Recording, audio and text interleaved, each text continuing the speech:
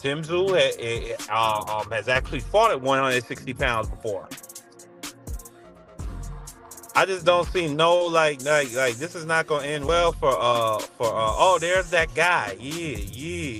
Yeah, 503 Lion. Yeah, nigga, you see me, nigga, Yeah. I came on the show to get at you because I want my money on. I want my money on. I want my money on. Money. Don't duck me, son. Don't duck me when you see this big fish come take over the Aussie down under. Yeah. What you talking about, Mark? Mark? On the Bobby. Is this 503 or is this Motor Mixologist? Is this Motor Mixologist or is this 503? Hey, this Big Mo, man. I just had to talk to this chump real quick, man. You know what I'm saying? Because he's a hater. He's a hater. Nah, I'm gonna tell you why he's a hater. You see, instead of Marky Dan, and I love Marky Dan, by the way, too. He's a good guy. But instead of Marky Dan coming in here giving Earl Spence credit for fighting a former champion who was just a champion in his last fight, he want to sit up here and talk about, oh, Earl Spence in a fat camp. Oh, Earl Spence been playing soccer with his son. Well, guess what, Marky? Earl Spence is going into the ring with a former champion after being out the ring for 3 whole years. Who in boxing, right here, right now, is doing that? I tell you, Marky Dan, nobody. Listen, I give that. And listen, I give that. Earl Spence, he don't do no tune-ups. So I give you all of that 503 line. My thing is, he's gonna go to bed. I'm not arguing whether Earl Spence has the heart of a lion. And by the way, you know what? You're totally right. I was being a hater. There's nothing wrong with playing soccer with your son. Do that all the time, all you want. The thing I was responding to with that, though, is somebody in the chat, according to the brother KG, or was it Oddfella, has stated that Earl Spence has done no hard sparring for this camp. Now, I can't confirm or deny that, but all I do know is throughout his career, and you could call this hating, whatever you want, Earl Spence has had fat camps where he'll come in 180, 190, 200 pounds, and he'll have to focus on getting the weight down specifically for the fight rather than getting in good work or creating tactics or strategizing. Is that not a fact, or am I lying? I just want to know. Nah, you're not lying. You're not lying. That's all I'm saying.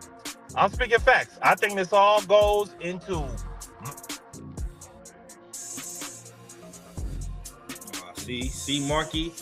See. Now I gotta chop and screw you, Marky, because you're coming up in here. You're being a hater, hating on the big fish, hating on Texas, and see, look what didn't happen to you. You done froze up. And I ain't talking about no Johnny Dang or no Iceman Nick. Get your Wi-Fi together, chump. Why you being a hater? You can't hear me? I got you, homie. Oh, goddamn. You're saying, baby, don't chop me. Baby, don't screw me. You sounded like T-Pain over there, man. Auto-tune. And see, I got you, homie. And salute to my big brother, KG. Oddfella, my big brothers. Nah, hold on, Marky Dan. You can't come back in after you then got froze up, man. You gotta wait now. Cause you've been on here hating, and I was in my car. I'm listening to you. I text KG. I said, man, you should have told me you was doing the show. I could have came on here and shot at Marky and got him up out of here earlier. You know what I'm saying? But see, he ain't tell me. See, because K, he real smooth, and you know what I'm saying? You gotta watch KG, you know what I'm saying? But let me say this, bro. In response to what the homie Marky is saying, and I love Marky. How much money are we betting? Because I want smoke 50. With you. I want smoke, brother. We got a friendly 50. Listen. Earl Spence don't need a motherfucking a full camp for no Tim Tszyu, man. We talking about Tim Tszyu. We ain't talking about Boots Ennis. We ain't talking about Mel Charlo. We ain't talking about Fundora. I even throw Keith Thurman up in there. We're talking about Tim Tszyu. And don't get me wrong, Tim Tszyu is a decent fighter, but he's not on the level of Errol Spence Jr. And it's funny because I was just listening to the face-off that they had hosted by Green Peppermint Sean Porter. Right? Tim Tszyu is a fan. He's in awe of Errol Spence. Errol Spence is in Australia getting more love than Tim Tszyu. He all at the soccer games with the white women. Say, are you gonna win? Oh, Errol. He didn't walk in his trap and took over his trap. Is you not seeing this, Marky? What is we talking about? I am.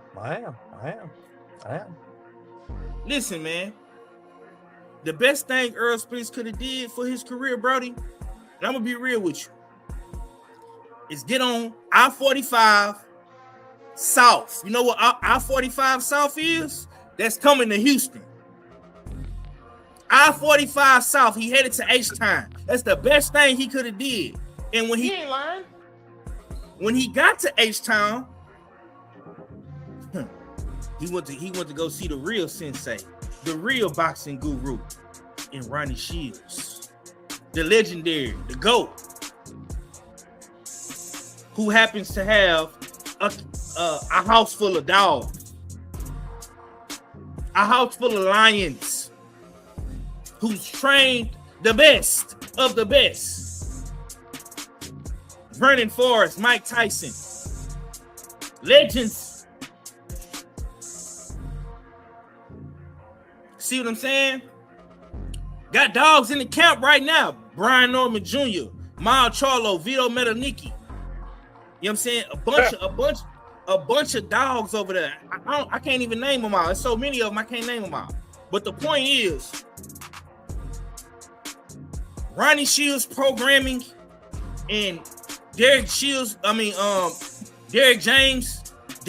programming, totally two different type of coaches. Ronnie is super duper old school. Ronnie is going preach technique, fundamentals the whole time. So this camp in specific, this camp with Errol Spence Jr. is a fill-out camp. It's not a fat camp. You want to know why, Marky? Because Errol Spence Jr. is already in shape, nigga. He ain't lying. He already in shape. Then why they pull the weight back up to 160? Because Errol Spence wants to gradually come back down to 154. He's not rushing the process. And if you listen to the usual suspects, Marky, all fella said this shit 2-3 months ago. Where have you been? Man. I'm telling you, bro, my brother's tanks be aging like fine wine. Chardonnay, nigga. All fella been said this fight was gonna be at 160. Did you not, all fella? Am I lying? These are facts, sir. Thank you. So this shit that Errol Spence saying the shit gonna be, nigga, reported this shit 3 months ago, bro. You late. It's not no surprise. It's not no surprise to me that he's coming in at 160. When I look at Errol Spence, bro, and some of his previous pictures, he was probably maybe 180, 190, but it was slim, lean muscle. It wasn't fat. That's the difference. Versus him at 147, you know what I'm saying, trying to cut the fat. So I think that Tim Tszyu is going to be listen, man, Tim Tszyu, and this is going to be the defining factor in the fight, bro. Tim Tszyu has never fought anybody on the level of Errol Spence Jr. He's never fought a good body puncher like Errol Spence Jr. He's never fought nobody with a jab like Errol Spence Jr. He's never fought nobody with an inside game like Errol Spence Jr. Line. And every time we have seen Tim Tszyu step up in competition, he loses. When we see Earl Spence step up in competition outside of Terrence Bud Crawford, who is the GOAT of all GOATs, he wins. Fat camp or not, that's the difference in Earl Spence Jr., bro. And it's not like he's not done this before, bro. The man literally damn near died. He damn near died in a car wreck, bro. Had surgery, had to get new teeth in his mouth. And he went right back into the smoke with Danny Garcia and your Dennis Ugas, bro.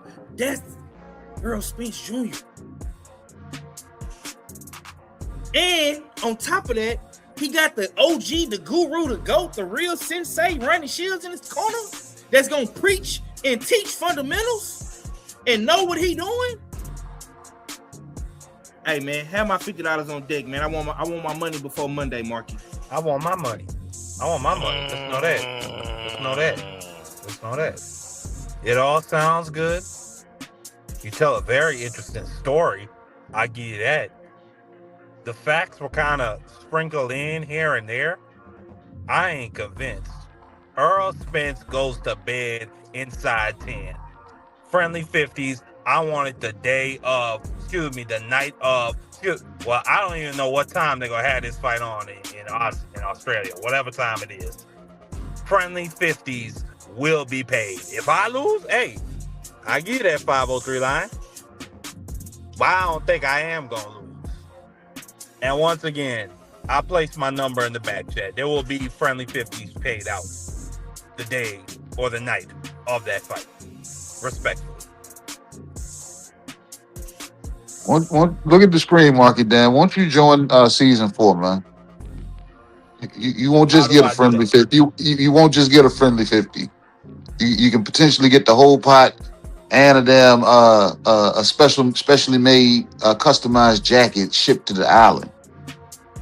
Is the whole pot $10,000? Yeah, it's what is it, 14 weeks or 12 weeks? All right.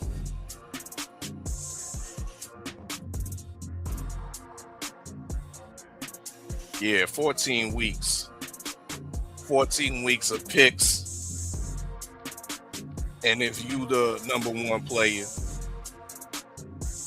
you get the 1-of-1 US6 championship jacket, 100% of the league pot, and the lineal status of being a crystal ball holder, Marky Dan. This is the play-in, the pre-seasoning that we having next week. When it starts? The season 4 starts August 29th.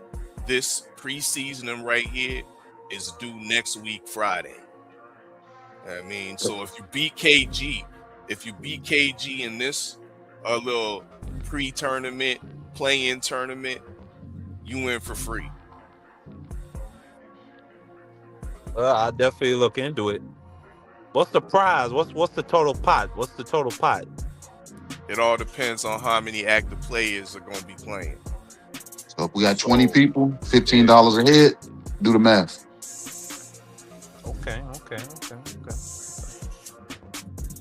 That's how it goes down. So for any of y'all viewers that are interested in getting in the dopest fight league, fight pool, we don't pick those bullshit fights, only championship fights and important divisional matchups on a weekly basis for 14 weeks straight.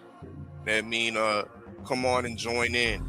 The discussion in the group chat, in the league chat, is second to none in the dig. So more information on usualsuspect6.com. Oh, there's the other friendly 50 boy, Chop Cheese Tom. Salute to Chop Cheese Tommy.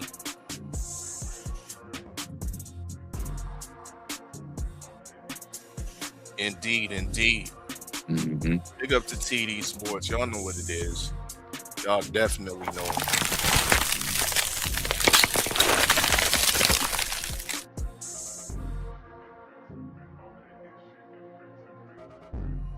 Bodega Boy Tom. So what else? What else you got, Marky Dan? What else you want on the menu? You cooked on this Aero Spence. You got you got the $50 bet going with Mixologist 503. Main thing else you got a taste for before we have to kick you off the mic and possibly charge you with swine, my brother. Whoa. You know, what's the curry quote? Give me some details on that. You know, I might give it a try today. I usually pass on it, but yeah, what's that about? What's happening with the? Well, it's not the curry quote no more. It's the quote roti. Oh, excuse me, the quote roti. As we tried to emphasize the KG earlier. We trying to pack her on up and roll her on out, Marky Dan. Because how can you be the face of boxing? 503, listen. How can you be the female face of boxing? And you out here with your tin cup asking for sponsorships on Instagram. You know what I mean? Damn. Got a blank slate of your boxing kit. But Coulda Win Records ain't on there, no patch. Salida Promotion ain't on there, no patch. Zeus ain't got a patch neither. What is we doing? What else we doing out here buskering out in the Instagram streets talking about, for a limited time only, I got limited spots for sponsorships when you the face of female boxing. Hold up, let me last time I checked, Amanda Serrano is out here getting sponsored by TikTok. Damn. So what is we doing? I mean, we gotta pack that quote up, you know what I mean, and roll her on out. Cause Salida ain't shit and Coulda Win Records ain't shit. Well, firstly, condolences to Clarissa, because I heard that her grandmother just passed away, so condolences to her. Damn, that's kind of shocking. I ain't gonna lie. But then again, I mean, you know, politicians, they got websites, you know. You want to throw $20 their way? I mean, they got websites for that, so why shouldn't Clarissa do it? You know? Yeah, fella, somebody hit the DJ table, man. Can y'all hear me? Nah, I said somebody bumped the DJ table, fella. You know what I'm saying? Yeah. Okay, but... yeah, but go ahead. Do you think? Yeah, keep.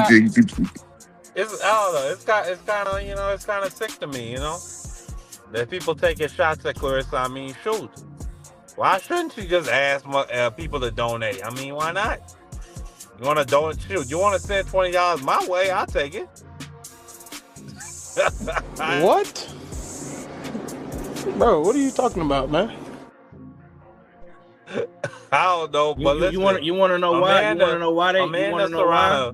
Because Marky Dan, you want to know why they doing what they doing right now? What? It's because they don't like the quote. They don't. Yeah.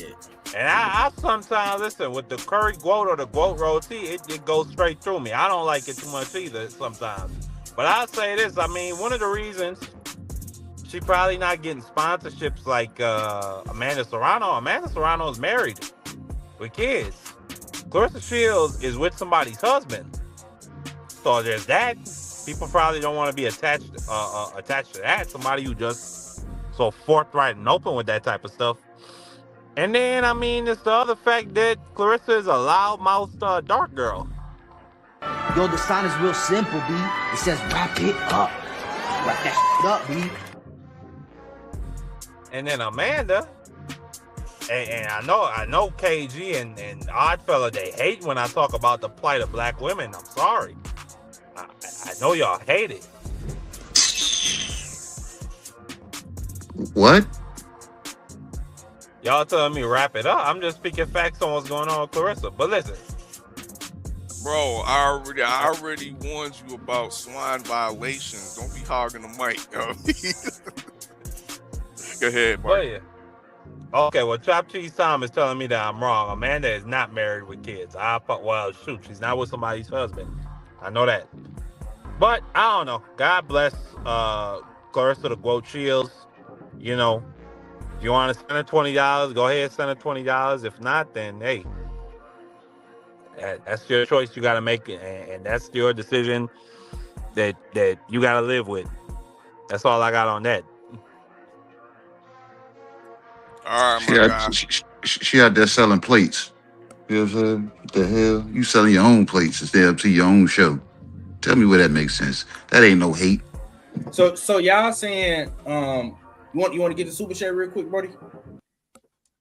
I want to get the super chat, and I want to allow Marky Dan to pass the mic because we got another brother up on stage right now. Okay. So Marky Dan, you can pull back on up. You know what I mean? Once the mic is free, most definitely it is open mic. But once again, salute for pulling on up once again. Absolutely. And before I get out of here, 503 line, my phone number is in the back chat. I got you locked in, bro. I got you locked in already. All right, send me a text. I'll shoot you a text real quick. He said he won his friendly 55. He said, "Oh, it ain't gonna be friendly." Yeah. But shout out to you brothers. Shout out to the US6. Great show.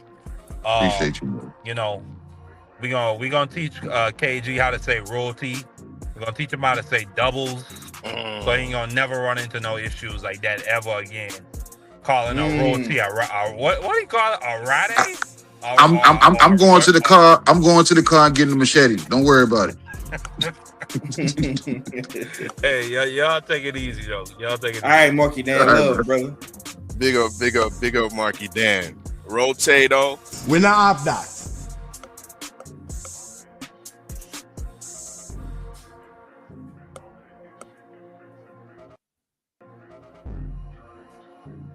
Indeed. We got TD Sports Talk. You know what I mean? VIP in the lounge. Before we get to TD, big up Big Dog Willie. You know what I mean? The TWT says salute Thomas and Chad. We're the salutes for the hosts. We're the salutes for the master mixologist 503 Lion. But we salute you for the super chat. Yes, indeed. You know what I mean? Once again, the link will be in the chat. This is the US6 Open Mic Lounge. You know what I mean? You can definitely click the link in the chat, step on stage, spit your game, talk your shit. TD, it's your time. Go ahead, my brother. Yo, what's good, everybody? Marky Dan up here talking crazy, man. I mean, spitting out false narratives and Amanda Serrano married with kids. Like, where he got that from? All I know is KG mentioned it a few times. Hopefully, I could borrow that machete when Earl Spence wins, so I could collect my money also after Earl Spence wins. Because Marky Dan, he got a few friendly 50s he's gonna have to pay up, so we might need that machete to go and collect. You know what I'm saying? So hopefully KG can borrow that. You know what I mean? And I'll pass it over to 503 after. You know what I'm saying? So, but how's everybody doing? Just wanted to come up and say what's up to everybody. I haven't really been active lately. You know what I'm saying? So I figured come up here. Salute to Big Dog Willie. You got to salute the host, man. KG and Oddfella. You know what I mean? But I appreciate it. Definitely appreciate the love. But yeah, man, let's get into this menu, man. There's a lot of things I can. What's up, Tommy? We miss you, man. Where you been, man? You been hiding in the slums of the Bronx, man. Turncoat Tommy's been hiding. Yeah, man. I was finna send my people from High Bridge to come get you, man. What's going on? Nah, don't do that. Don't do that. You'll never see me again. Nah, man. I've been busy and just been trying to falling back a little bit. A lot of things going on. A lot of craziness on this internet. You know what I'm saying? A lot of stuff. I see. People moving funny. What do you mean by that?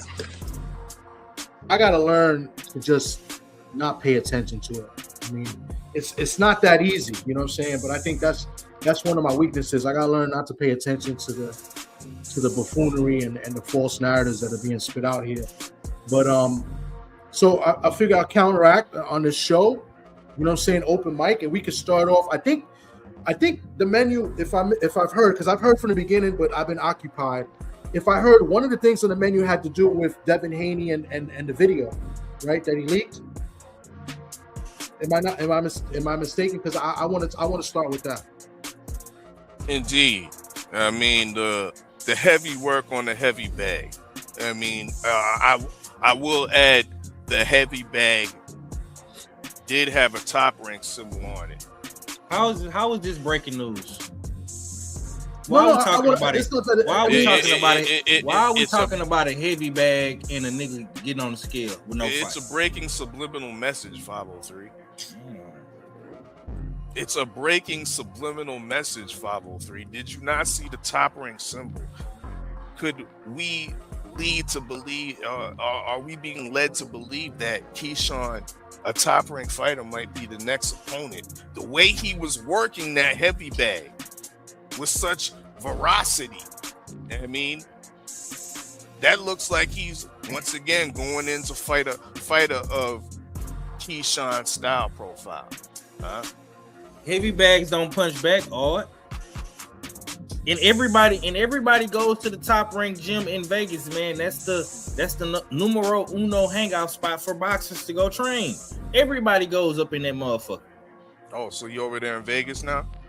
Nah, bro. But if you watch everybody videos, which I know you do, because you're a boxing fan and a content creator just like myself, everybody be in that gym, bro. That's the hangout spot. Like Shakur and all his crew. Yeah, shit, everybody be at that joint. Hey, Keyshawn them train up in that Troy Isley.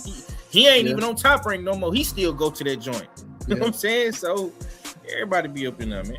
He just put out a video today, if I'm not mistaken. Keyshawn Top Rank. Dev and them said they don't fuck with Top Rank. They gonna go to that gym and still train there when they got multiple gyms around Vegas that they can go to. It sound like y'all. Ain't they signed to Zuffa? They can go to the Apex and train. Whoa. Okay, hold up. Before you get in, because it's your mic, it's your mic, TD. It is TD mic, and I just wanted to throw that out there. It's okay. No. This is a good discussion. Go ahead, read that. No, I just want to ask who signed the Zuffa? Go ahead, read that TD. Go ahead, read that super chat and get into your take. Okay. Yo, salute to Marky Dan. You know, my island boyfriend over here. He says the chopped cheesiest. Pause. Boy, bodega. Your boyfriend? Bandit, the submarine sandwich destroyer, best known as Chopped Cheese Boy Tom. Thank you, Marky Dan. I appreciate all the AKAs you have given me, aside with Turncoat Tommy and TD Sports Talks and Tommy. I appreciate that, Marky Dan. Thank you. Salute to you. What's with all his references to sandwiches and meat? Because I'm from the Bronx and I guess the chopped cheese and he just been, I don't know. I honestly don't get it. But yeah, when you be talking to Marky Dan, you be in the bodega getting the chopped cheese. I don't. We're not that. I don't even be at the Aki spot. I mean, I don't know what this guy's referring to, bro. But listen, back to boxing. Let me just rewind a little bit.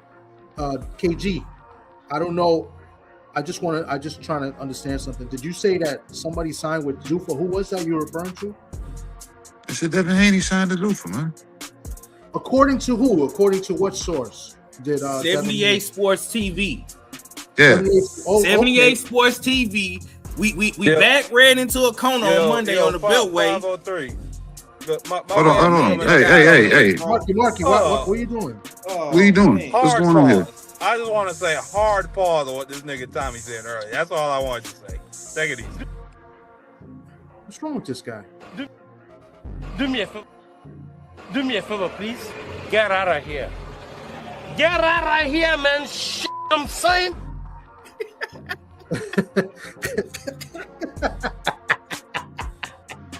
The hell? Oh, I don't know. So let's go back. Dude, So I forgot Monday, what I was saying, man. Marky Dan threw me off, bro. Yeah, Monday. Monday we was on the show with Red, and 78 Sports came on now, and Destiny Black, and according to 78, he said that Devin Debo Haney is signed to Zuffa. That's what he told us. Okay, I haven't heard anything, so shout out to him. I did watch the show on Monday. I saw that Cadillac Grad got some reinforcements over there to help him out, but whatever, we're not here to talk about that. But yeah, so if Devin Haney is signed to Zuffa, right? Because from my math and from my recollection and from my history of the internet and stuff, it's been, I'm gonna tell you right now, and you could correct me if I'm wrong, but I do my research and I wrote these down for a reason. So when I eventually went live, so here we are, 74 days, 74 days, a little bit over than 2 months since the big announcement on Twitter, on Instagram, that Bill Haney said Devin Haney was about to sign for $100 million. Not in those words, but he was hinting that $100 million contract was going to be signed by with DHP promotion or whatever the case may be. 74 days. So you guys were saying that he's officially signed according to 78. Shout out to them. But in my recollection, 74 days, and we haven't got an announcement from Zuffa. But I did see last week or earlier this week, I can't even see, this is where I'm off because it's recent, so it's still fresh. I did see Shakur sign.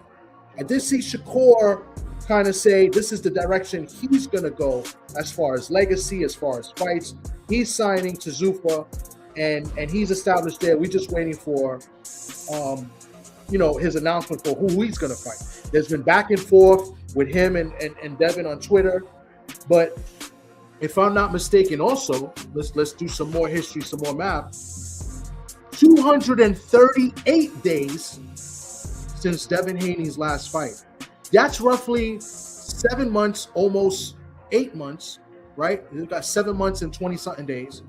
That's about 34 weeks since Devin Haney has been active. There's 365 days in a year for those that didn't go to school. 238 days since Devin Haney has not been in the ring. But yet, the bag, I just saw a video of him saying he's on weight. He's 155 pounds. Salute to Devin Haney. He looks in phenomenal shape. He lives a clean lifestyle. Salute to him. Always in shape. But my question to the fans, my question to the people that are, reporting this, him signing to Zuffa, is when are we going to see a arguably top 5, top 3, maybe number 1 pound for pound guy get back into the ring? That's what I'm concerned with. All we get is talks of we're going to fight him. We want to fight him. When are we going to get an agreement with him and Keyshawn Davis, who was just put as number 1 as the mandatory? When is that going to happen? There is no motion from DHP as far as getting in the ring. You could take this as hatred. You could take this me being a hater. You could take this as me, not liking Dev, or take this to me being harsh. These are the facts. The facts are the guy is not active. The guy needs a big name to get a big check. This is a fact. Because if it wasn't, then he could afford anybody in the top 10 already as a volunteer. He needs the big names. That's why he's calling out Shakur. He's calling out Keyshawn. Call Shakur a duck all you want. Call Keyshawn a duck. Call all these fighters ducks if you want. The bottom line is this. You are not active. And you are not trying to make any fights because there's no money behind you right now unless it's a big name dance party. And I don't think there's enough money in that Keyshawn Davis fight because Keyshawn Davis is not a big enough name to get the money that you desire. And that may not be a fact. That may be a strong opinion. But I submit to the panel right now that's up here to see, what's their take on what I just said. just so we get a little bit more clarity of what's going on, because I don't want to sound like I'm a hater or anything like that. But we do see video of Devin Haney in phenomenal shape, looking good, hitting that punching bag, looking good. But the only recollection I got of Devin Haney is this last fight with Brian Norman, which was 34 weeks ago. So, I mean, if you guys could just help me out with that, I would greatly appreciate that. I got no smoke for that. Oh, boy, thank you for tagging me in, brother, because let me say this, and this is the King's Plate, Targaryen Tofu by Devin, right? Let me say this. Devin Haney is one of the most purest boxers of this era. When you think about boxing in this era, the closest thing to Floyd Mayweather, two names come to mind. That's Devin Haney and Shakur Stevenson. The problem with Devin Haney and the DHP fanatics, and I call them fanatics because Bill Haney has used his platform to spread narratives and propaganda. Now, don't get me wrong. I like Bill Haney. I like Devin Haney. But the fans, the fanatics of Devin Haney make me cringe a little bit, because it's nobody out here that Devin Haney can't beat, right? There's nobody out here that Devin Haney can surpass. Devin Haney does no wrong. And the biggest question of them all is, when is Devin Haney going to fight? That is the question. I am tired of talking about Devin Haney and him not having a fight. I don't want to talk about it no more. Because you can't even have a serious conversation with these guys. We tried to talk about Devin Haney on bullshit on the Beltway. It turned into a emotional screaming match. And all we're asking, when is Devin Haney fighting? Y'all act like y'all cannot criticize this man, hold his feet to the fire, just like y'all do his biggest ops. When it comes to Shakur Stevenson, y'all flame, barbecue grill, what we got on the menu? Cocktail, roast, yeah, bruh.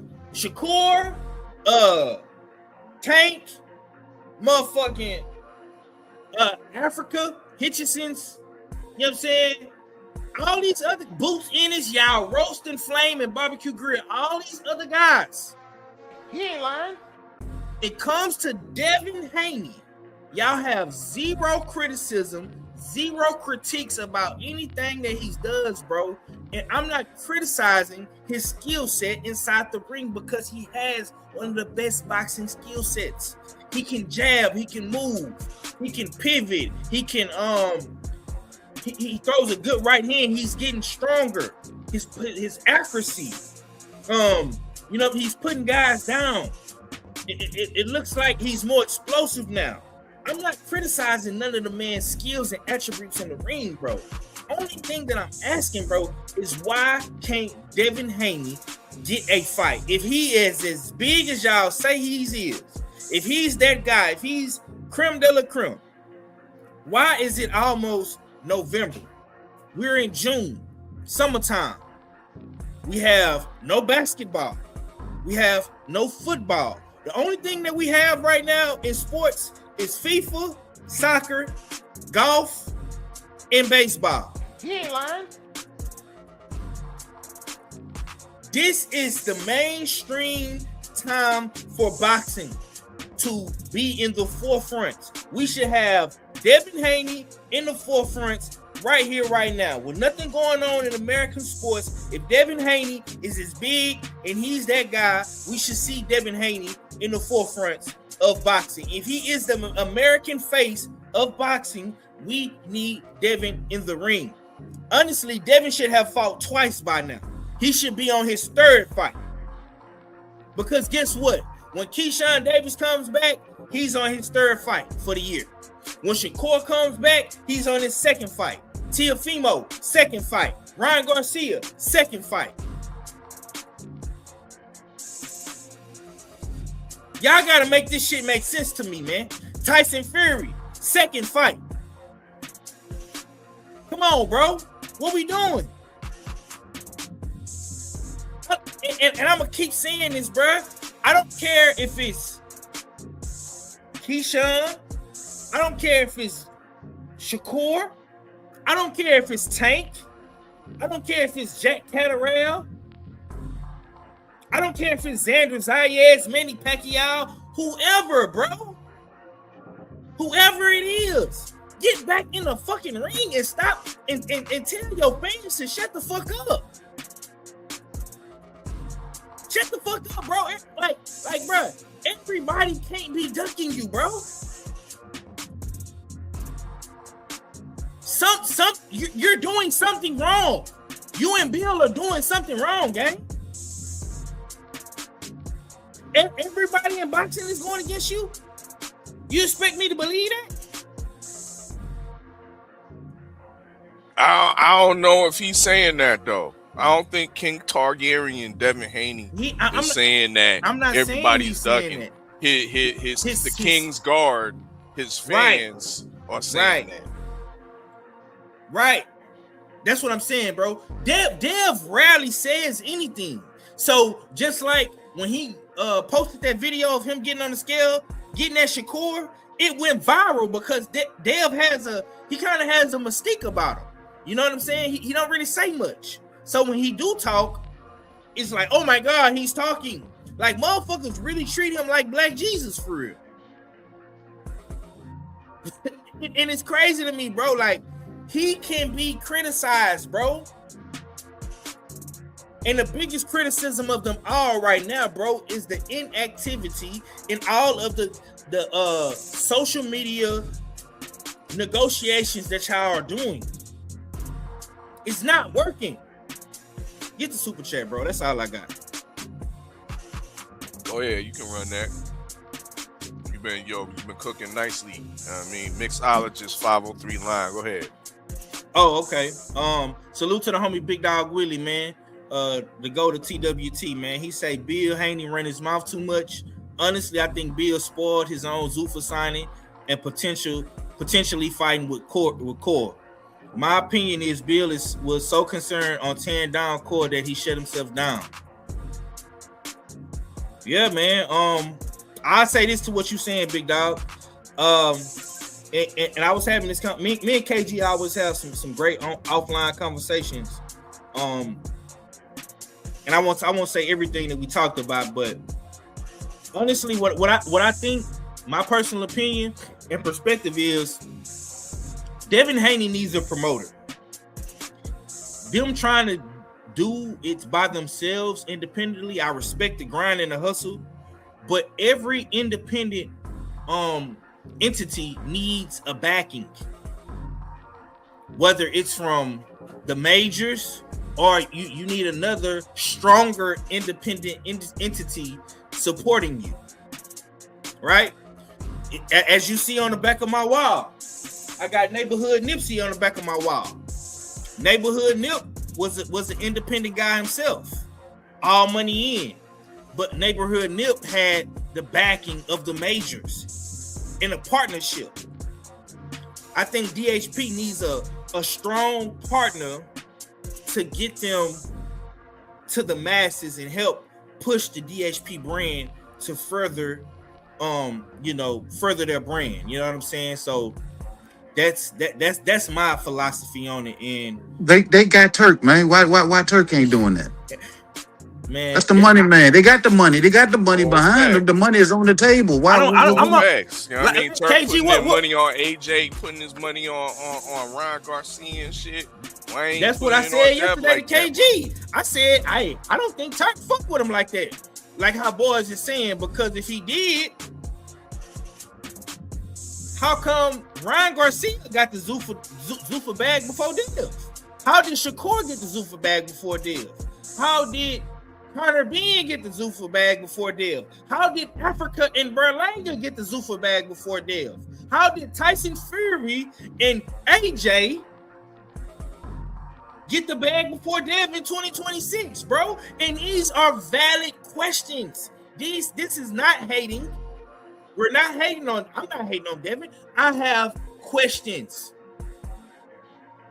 This is what I want to know.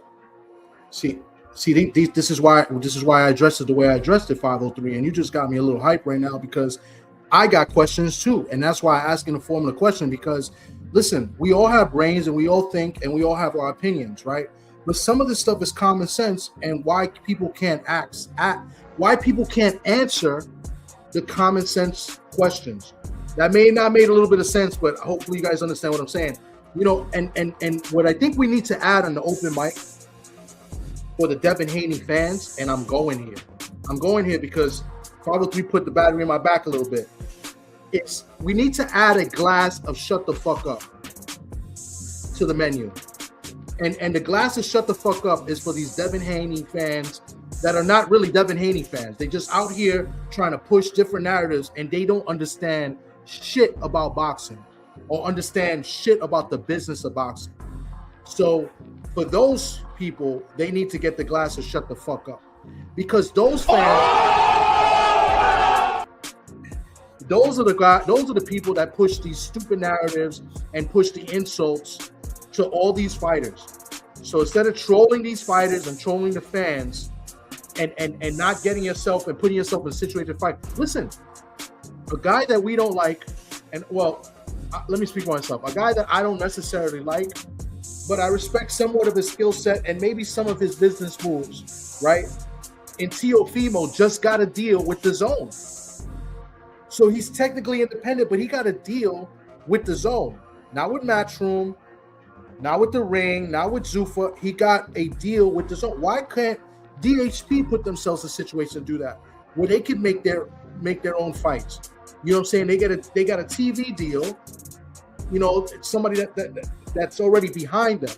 Why can't they do that? Because again, they need a certain dance partner to get the money that they want. You know what I'm saying? They want double digits. They want 8 figures, not 7. They want 8 figures for a fight. And listen, do you? You know what I'm saying? But you're not going to get 8 figures in a fight if you're not given any return on your investment. You guys have not even been a main event in 3 fights. You know what I'm saying? The last 2 fights you weren't the main event. And I'm not going to count the Times Square one, because that one, I think everybody was the main event if you think about it, because there was really no seating. You know what I'm saying? It was pretty much open to a specific public. No, he wasn't the main event on that neither. But I'll give him that to a degree. You know what I'm saying? But you can't do that though, because you go to these fights more than all of us. It's always going to be, especially in your backyard in the great city of New York City, bright lights and in big stages. It's always going to be a headliner. You know this.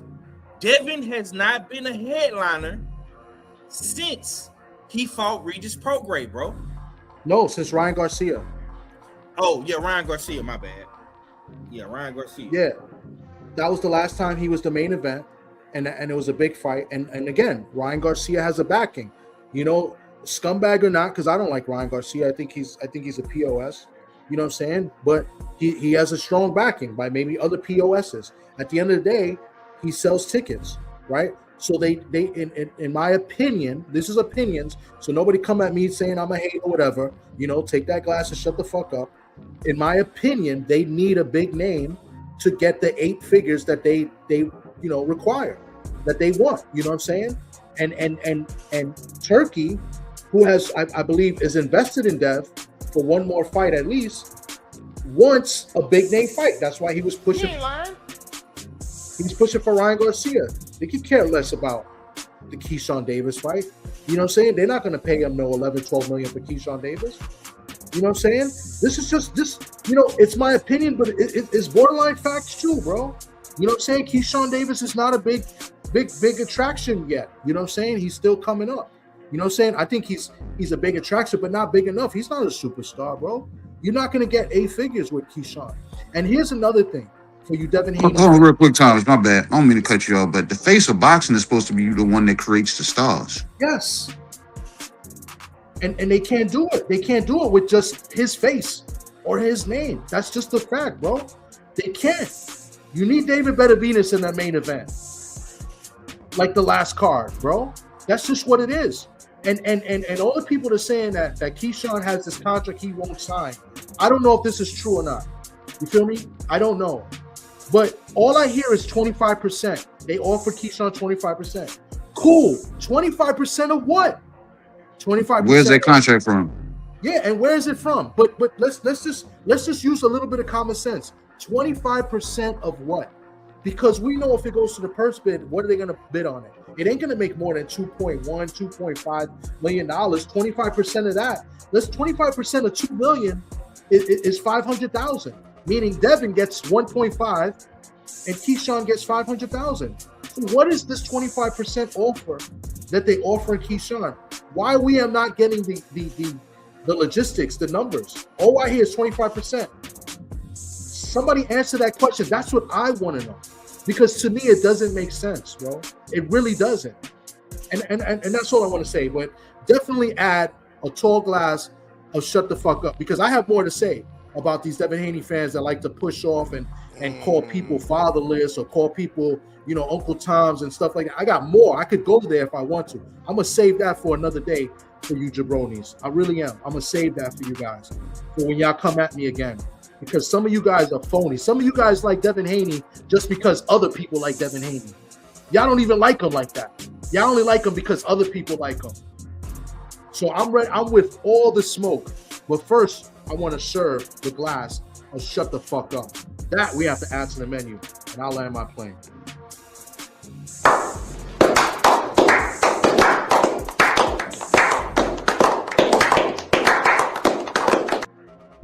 Bro, I think Thomas then was sipping on that PED damn cocktail, you know what I'm saying? And nobody knew it. Because he having a damn good tape. Damn good damn time. Yeah, we said that about that PED. Did you have a sip of that PED goddamn cocktail, Thomas? Shit. I might have. You might have, goddamn. Who made it for you? Damn, it was extra egg. It was extra. What I'm coming with. It was extra eggy on top, goddamn it. Shit. The Dominicans out here, you know what I'm saying? They got all the PEDs out here, but extra eggy. I go to the softball leagues or the hardball leagues, and I know they juicing. So these Dominicans out here. Thank you. Shout out to the Dominicans out here in the Grand Concourse. Y'all know what it is. TD Sports Talk. Big up, big up. What else you got? You want to taste on the menu? You know what I mean, you kind of segued into the juice. I mean, and we do got a PED cocktail that I think you already been dipping into. What you think about this Conor Ben Ryan Garcia fight? What do you think about the fact that Old Turkey was able to bring Oscar and Dana White together to make this fight?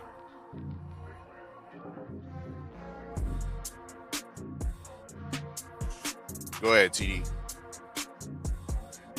Oh, my bad. Say it again with the Conor Ben and Ryan Garcia about the fight. Well, from what I've been reading and looking into, it kind of listen. It shows that Zuffa and that Dana White and De La Hoya they could make a fight. But from my understanding, it looks like Dana White had no choice. right? Because Turkey, I believe, had something aligned with Ryan, so I guess they're making it as if Turkey's doing, Zuffa a favor. You know what I'm saying? So I don't know if this is a one-off, but it goes against everything that Dana was preaching, last year as far as working with the other, promotional companies and working with Oscar. So I think he had to kind of force himself because they wanted to fight. They wanted it to just be Zuffa, or I don't even think Ring. They wanted it to be Zuffa. They wanted it to be on Paramount, but Oscar was like, no shot. Golden Boy. Nah, we gotta, TV deal with the Zone, and I believe Sky Sports is another thing that's an issue with this too. So, listen, it just tells me, in my opinion, that Dana's just gonna have to succumb to these promoters and just have to do things the way the other promoters do. You know what I'm saying? Because he's not gonna always do his way, and therefore that means that just signing Shakur, I think Shakur can fight anybody in the other promotion as long as an agreement is made and they can agree on the TV and stuff like that. So as far as like working with the enemy or somebody you don't like, listen, that happens all the time in boxing. Listen, Don King and Bob Arum weren't the best of friends, but they made fights happen. You know what I'm saying? Eventually it's going to take place. You know what I'm saying? So like all these talks of the going the independent route, it's cool, but you back yourself into a corner. You need somebody to represent you to make these deals. You know what I'm saying? That's why when you got these guys clowning and talking shit about Boots signing with Matchroom and that he should have went the independence route, they sound pretty stupid. You know what I'm saying? Why would Boots want to be as inactive as Devin Haney is right now? You know what I'm saying? You need a promotional company. I still don't know what Zuffa's going to do in Dana White. I think there's still rookies in this, and they're going to learn the hard way, and eventually they're going to succumb to what the other promotional companies are doing. Stop it. Get some help. What do you mean the rookies in this, bro? They already gave us the infrastructure with the UFC, but go ahead. Yeah, but boxing is different. It's a different animal. In the UFC, it's everything under the UFC. In boxing, it's not everything. It's a different animal that they're morphing into their own creature, bro. Because they went to Congress, and the whole UBO and league type structure is going to be passed. TD. It's going to be passed, but are they going to be able to do it? Are they really going to sign everybody for them to do it? I don't think it's going to happen. But big up Big Dog Willie, TWT, $2 super chat in the lounge, in the tip jar. You know what I mean? He says Bill Haney is the pro wrestling of boxing. You have any thoughts on that, TD? Bobby Heenan, ain't that his name? I mean, Bill Haney does a great job as a promoter. He's Bobby the Brain Heenan, right? Bobby the Brain Heenan, man. Yeah, hell yeah. Bobby the Brain Heenan. Listen, I like Bill. I think he does what he needs to do. You know what I'm saying? But the only thing that he's not doing for his son is getting his son in the ring. He's not finalizing deals for Devin to be in the ring. That's just a fact. Everything else, he's keeping his son's name relevant. He's doing a great job. I would want Bill Haney as my promoter, if he could get me in the ring. You know what I'm saying? But I would definitely want him to keep my name active. You know what I'm saying? So, yeah. I feel like he should be doing that for more fighters. Yeah, you got Kevin Newman under you, man. You should do that. Kevin Newman just had a good performance, a good win, and a good moment with Roy Jones in the corner yelling at him and stuff like that. They could build off of that. You know what I'm saying? And get Kevin Newman in another fight, maybe even a world title fight. You know what I'm saying? But back to Ryan Garcia, Conor Ben. I'm not really, excited for this fight. Like I said, I'm a little, there's a little bias here as far as I don't like Ryan Garcia, right? I think Ryan Garcia is going to win the fight, but other than that, I'm not really into the fight. But it just shows that I guess they can sort of hash their differences and make a fight happen. But I feel like Dana had to kind of like bow down to make this fight. This is not what Dana White wanted, right? Because Dana White wanted this to be on Paramount. He wanted this to be, a Zuffa card, and it's not. So it showed that none of us has to be into this fight, man. You know what I'm saying? Because these both fighters been labeled drug cheats. But for some reason, the machine still wants to see these guys. Like, you know what I'm saying? Make that make sense. You know what I'm saying? The face of boxing can't be seen, but guys that are damn cheating on drugs, known to make racist remarks, whether it was damn racist or nationality or cultural, you know what I'm saying, comments. The machine still wants to see these people. Why? Like, I need that to be, that's one of the questions I have. You know what I'm saying? Odd has questions, Five has questions, Tommy has questions. That's my question. You know what I'm saying? Everybody that people speak against that's supposed to be drug cheats or less than of, you know what I'm saying, of your favorite fighter, but the machine still is pushing these guys. They still, you know what I'm saying, getting top dollar, willing to pay top dollar for these guys. Like, is that being neglected? Like, people are not seeing that. So who's really the face if the machine is still pushing, quote unquote, drug cheats?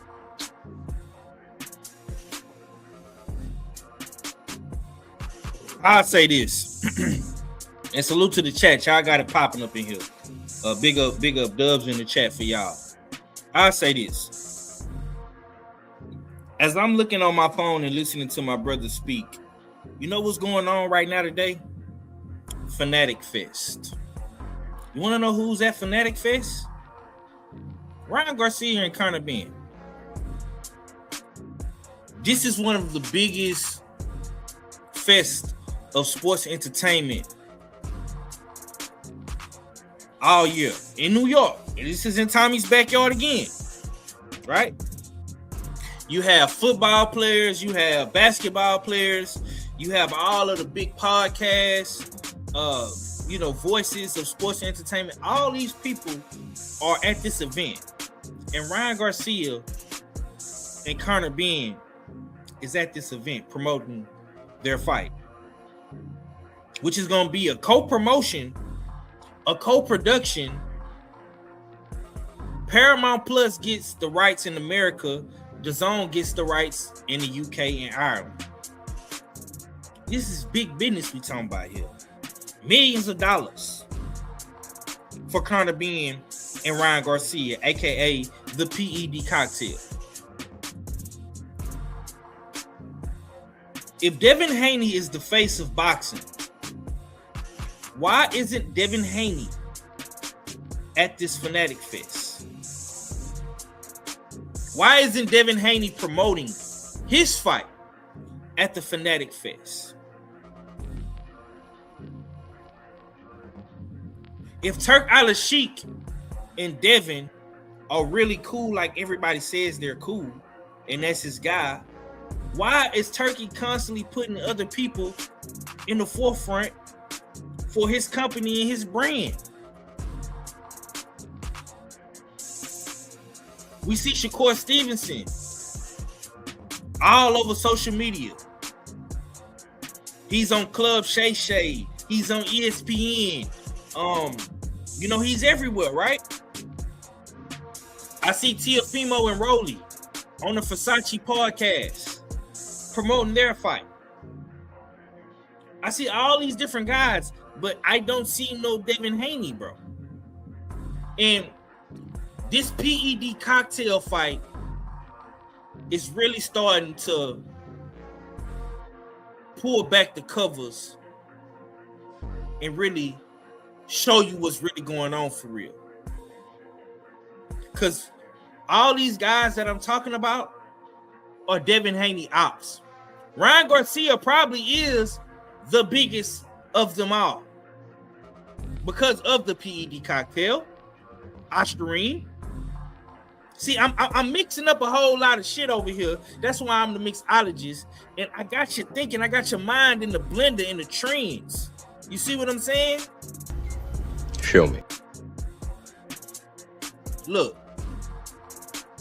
you got one guy who likes to take Oscarine, right? You got the other guy who likes to take these special sodium serum eggs. We mixing that all together, and you're getting a US6 PED cocktail on Paramount Plus in Zoo for Boxing on Mexican Independence Day weekend. Another big date in boxing. Now that day belongs to who? The Astarine man.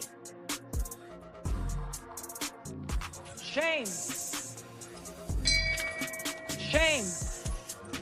Shame. Hey, it's a shame, but it's the truth. Look, that's the difference between what other people do and what we do. It's no fanboying over here. I don't care who you like. I see Mag7 in the chat talking his Javante Davis shit. I'm cool with that. Like who you like. But over here, bro, it's the truth. You ain't lying. Whenever Tank Davis comes back, if he comes back in 2027, he is going to shut the internet down. Because Tank Davis has a cult-like following. And I pray for God, bro. I'm going to say this. And I'm going to really fuck you up with this. I pray for the boxing gods on my hands and knees, man. Don't let Tank Davis come back before Devin Haney. What? Bro, what are you talking about, man? I'm about to tell you what I'm talking about. If Devin Haney sits out their entire 2026, Ryan Garcia fights, Tio and Rolly fights, Shakur fights, Keyshawn fights, and then Tank Davis fights.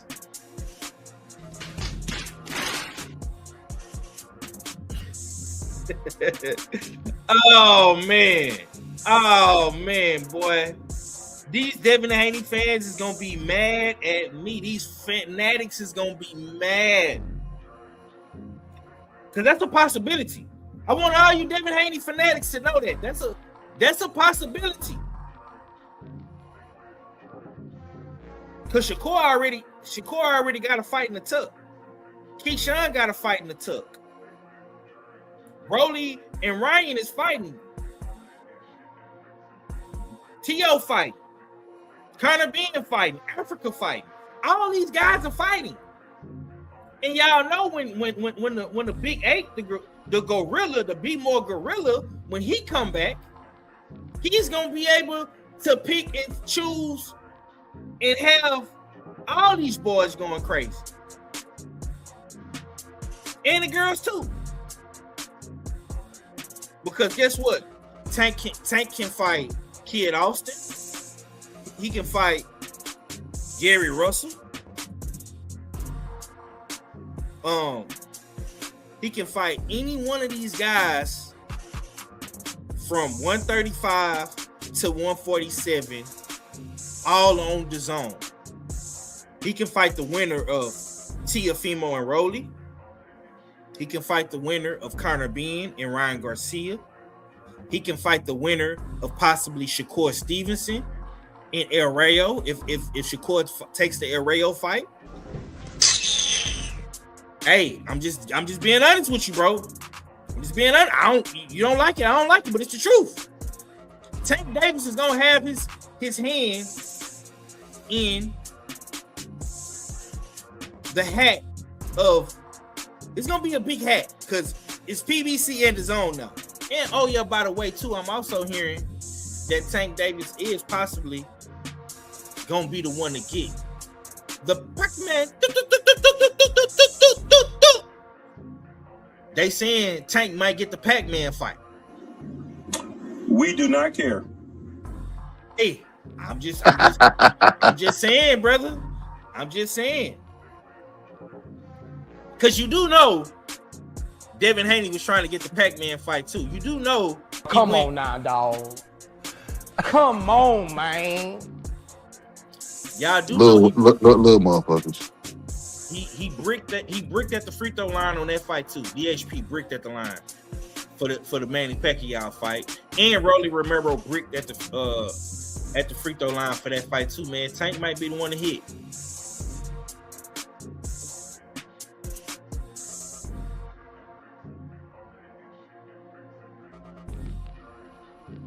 Y'all know what it is. Y'all know what it is. It's the US6 over Mike Lounge. Big up everybody for pulling up. You know what I mean? The mixologist 503 cooking. You know what I mean? Big up TD Sports. You know what I mean? On stage, right, Nizal. You know what I mean? We are the hosts. Your favorite girl, your most hated hard fella, and the good Dr. KG. Let's salute some people, new people we got up in the lounge. You know what I mean? Mag 7 Life 269, you know what I mean? Big up to you. You know what I mean? He says, here, another thing, people always say Tank never fought anyone, but he has 3 previous opponents with big fights coming up. These are facts. Now, those are whole facts. He created stars. Created a star. Those are whole facts. And guess what? Devin Haney only was able to fight one of them, and that was his biggest, toughest fight on paper, and his biggest controversy fight he's ever been in. A Tank Davis opponent, by the way. We Fight All Night TV says hashtag Zuffa era. We got another brother that seemed like he on Team Zuffa 503. Hey, bro, Rome wasn't built in a day. I keep telling people that, man. Rome was not built in a day. Zuffa is going to have to take their time, fight by fight, event by event. But guess what, though? Zuffa is headed in the right direction. And once again, my brother Oddfella, man, Captain Zuffa, Dana Blizzak. I know he don't like to go by that moniker no more, but it's the truth. He was ahead of his time with the Zuffa shit because this Zuffa shit is looking like it's gonna be something. This Conor Ben and Ryan Garcia shit, Africa, Berlanga, Shakur. I heard they just took another nigga from Matchroom, Johnny the Bull Fisher. Yep. You know what I'm saying? These are facts. Like, hey, bro, like Rome wasn't built in a day, bro. Like, y'all gotta remember, bro. This is Zuffa's breakout year, 2026. This is their first run. They first real run, like, and they doing all this in their first year. Come on, bro. Like, they didn't went over to London, the UK market, scooped up Sky Sports, the ESPN of UK sports and entertainment. I mean, then got Johnny Fisher, who's a official ticket seller over there. Official ticket seller over there. So now he headlining their London card coming up at the Copper Box, I believe, in September. I'm telling you, man, like, and this they doing they on a 7-month run. It's only July, bro. They didn't had about damn near 10 cards, and they only in their 7th month. What card are we on now? Are we on Zuffa 7 or Zuffa 8? Z8? Like 7. Yeah, consistency is key. You know what I mean? 7. What is 8 gonna be in New York? Yeah. 10, 9's gonna be, I believe, Ireland with Callum Smith and Tyrone McKenna in that championship fight. And then 10 will be in London with Johnny Fisher. 10 cards. 10 cards in their first run. Sound like a bunch of active fighters. Sound like a bunch of active fighters to me. And that doesn't include the Conor Ben, Ryan Garcia fight, which will have Jai Apatayo on the undercard. Niggas are side-eyeing that, saying, well, Jai Apatayo should have, then she should be headlining. Why should he be headlining when he has the opportunity to fight on a big card like this? He get the CBS? It's still yet to be determined. CBS, where you at? I should hope so. CBS takes that fight next. Yeah. You know what I mean? It makes all the sense, because if it ain't CBS, even myself, who y'all like to put the Captain Zuffa moniker on, myself, I'll be side-eyeing Zuffa. I'll be side-eyeing Jai Apataya. But I know he wants to smoke, you know what I mean, from all directions. Yeah. I know he would actually prefer the WBC champion Noel Michaelian, but we know the politics behind that, you know what I mean? So hopefully in lieu of the win that CBS got, the classic fight with him and Ryan Brzezicki. Shout out to Ryan Brzezicki. Classic. In lieu of that, I hope he is fighting CBS on the undercard. It makes all the sense because the man is British, just like Conor Benn. That brings more of a chance that British fight fans are going to be traveling to Las Vegas to see not only that, CBS too. Not only that, I want you to expound on this real quick, bro, because you said something and a flashlight just came in my head. Ryan Garcia has the belt to trash belt, don't he? He does. And he's fighting on Zuffa. So what that tells you? It's co-promoted though. Does that count? It don't matter. Yeah, it don't matter.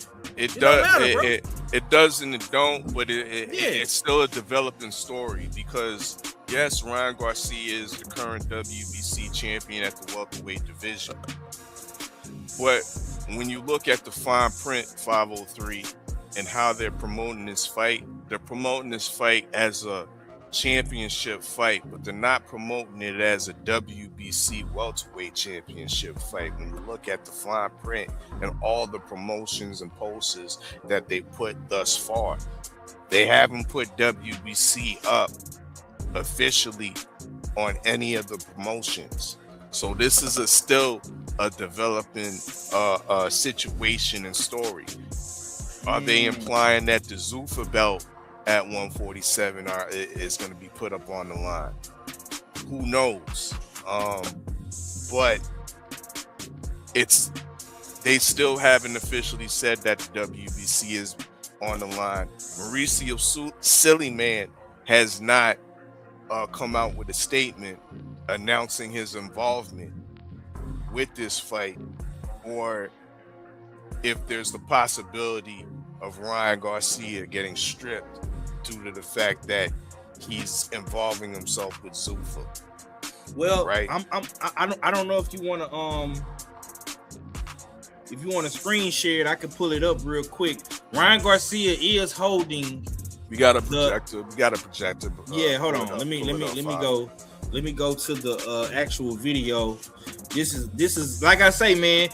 Product placement, promotion, fanatics, right? Hold on. I'll be interested to see what Zuffa 9 does. I'll tell you that much. Hold on. Let me show y'all this real quick if y'all ain't seen this already. Let me show y'all. Y'all see it? Mm-hmm. Ryan Garcia got that belt in his hand. He's holding it. You know what I'm saying? He got the WBC. Yeah, that's after the fight. You know what I'm saying? So, like I say, man. No, no. What is this at? This is at the fan fest you was talking about? Yeah, this is the Fanatic Fest, bro.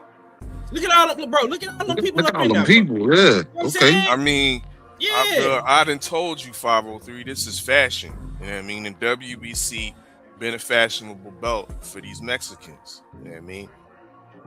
That's all that is. They don't cement it and say that when they get in the ring that this belt's gonna be on the line. Right. What we do know is that when you mix a Conor No Honor Ben with a little Riri Garcia, we do know it's gonna be make for a good fight. It's gonna be a make for a good lead up to the fight. I mean, because both of these guys have a personality to them, and they both definitely think they can win. So this is gonna be interesting. It's gonna be a damn good fight, man. I'm not gonna lie, man. I'm not gonna let the DHP fanatics ruin this for me. I'm interested to see the PED cocktail being served. I'm being honest with you, TD. It's Cocktober. The cocktail. Mix it up. It's gonna be nice, bro. It's gonna be entertaining, man. It's gonna be entertaining, man. Hey, man. I pay for Paramount. See, this is the thing between me and them. I pay for this shit. Me and KG talk about this shit all the time. I pay for Paramount Plus monthly. I pay the Zone $50 monthly to get all these fights, bro. I am a paying customer. I want entertainment. But I am also cool with the Devin Haney's, the Shakurs. If they want to come up in there, they want to box, they want to jab, they want to hold and goddamn, dance around the ring and look pretty for 12 rounds. I take that too. I'm not tripping. But shit like this with Ryan and Connor, I want to see a nigga head get knocked off into the front row, laying right on Tommy lap. I want to see that. Yeah. You know what? It's 503. I also pay for the Zone. I also pay for Paramount Plus. Shout out to the Champions League in soccer because that's why I bought it. And next week, Zuffa 9. I'm very close to going to that event, but tickets are way too high for next Sunday. Zuffa 9 in MSG the theater. It's ridiculous, and I'll be interested to see what the gate does and how many tickets they give away, because that's what they're going to end up doing. They're going to end up giving a lot of tickets away because that's what they did last year in Queens in the ring card, where Berlanga was the main event against Shiraz and Shakur was the undercard against Cepeda. They gave a lot of tickets away in that event. And that fight in a bigger arena in Queens, right? It was an outdoor arena, better seating, right? More seats. The tickets were much better value-wise. Like the prices weren't as high. I didn't sit ringside for that fight. I sat behind ringside, the front row, and I believe I paid $2 and change for those tickets. What do you mean by that? I mean by that is Zuffa next week. Because brother in the chat says they're going for 45 a pop right now. They're going 45 for the last row all the way back in the theater. That's what they're going. They're going as low as $40. They dropped it actually to $40 now, and I think that might be some of the balcony seats too. So in the theater now, I will tell you, I've been to the theater many times, right? It's a good place to watch fights because of the way it's set up. So even back there in the back, it's still pretty good to see a fight back there. There's a couple big screens. It's still pretty good. I like to sit up close. When I went to Hitchison's and Cambosis, right, last year in June, in the theater match room, the tickets for ringside was less than $400. When I went to Keyshawn Davis, Top Rank, in the theater last February, the tickets were less than $400 ringside. Ringside, which is sold out, by the way, which is probably Zuffa bought all the tickets. Ringside was $2K. $2K. Think about that. $2K for Berlanga against Butler. Now, mind you, the card is pretty decent. Hitchens is on the card. Jalil Hackett against Deverenchenko. I think Otto Wallen's on the card. A good friend of mine. Shout out to my friend out of Spanish Harlem. My man Arnold Gonzalez is on the card as well. Shout out to him. The card is pretty decent, but it's not worth $2,000 ringside. The next section, about $700 to sit up there, where usually it's like maybe $200 and change. The ticket prices are not. It's ridiculous, bro. It really is, and they're going to end up giving a lot of tickets away. I promise you that. But we'll see. Only time will tell. We're a week away. Not to justify they pricing, but maybe they feel like they got two New Yorkers on this card, Hitchison's and Berlanga. Maybe they feel like they can, double up the tickets to the fans. I mean, which is bullshit, but maybe that's their way of thinking with Berlanga being a New Yorker. I think he's headlining, and Africa being a New Yorker, he's the co-main.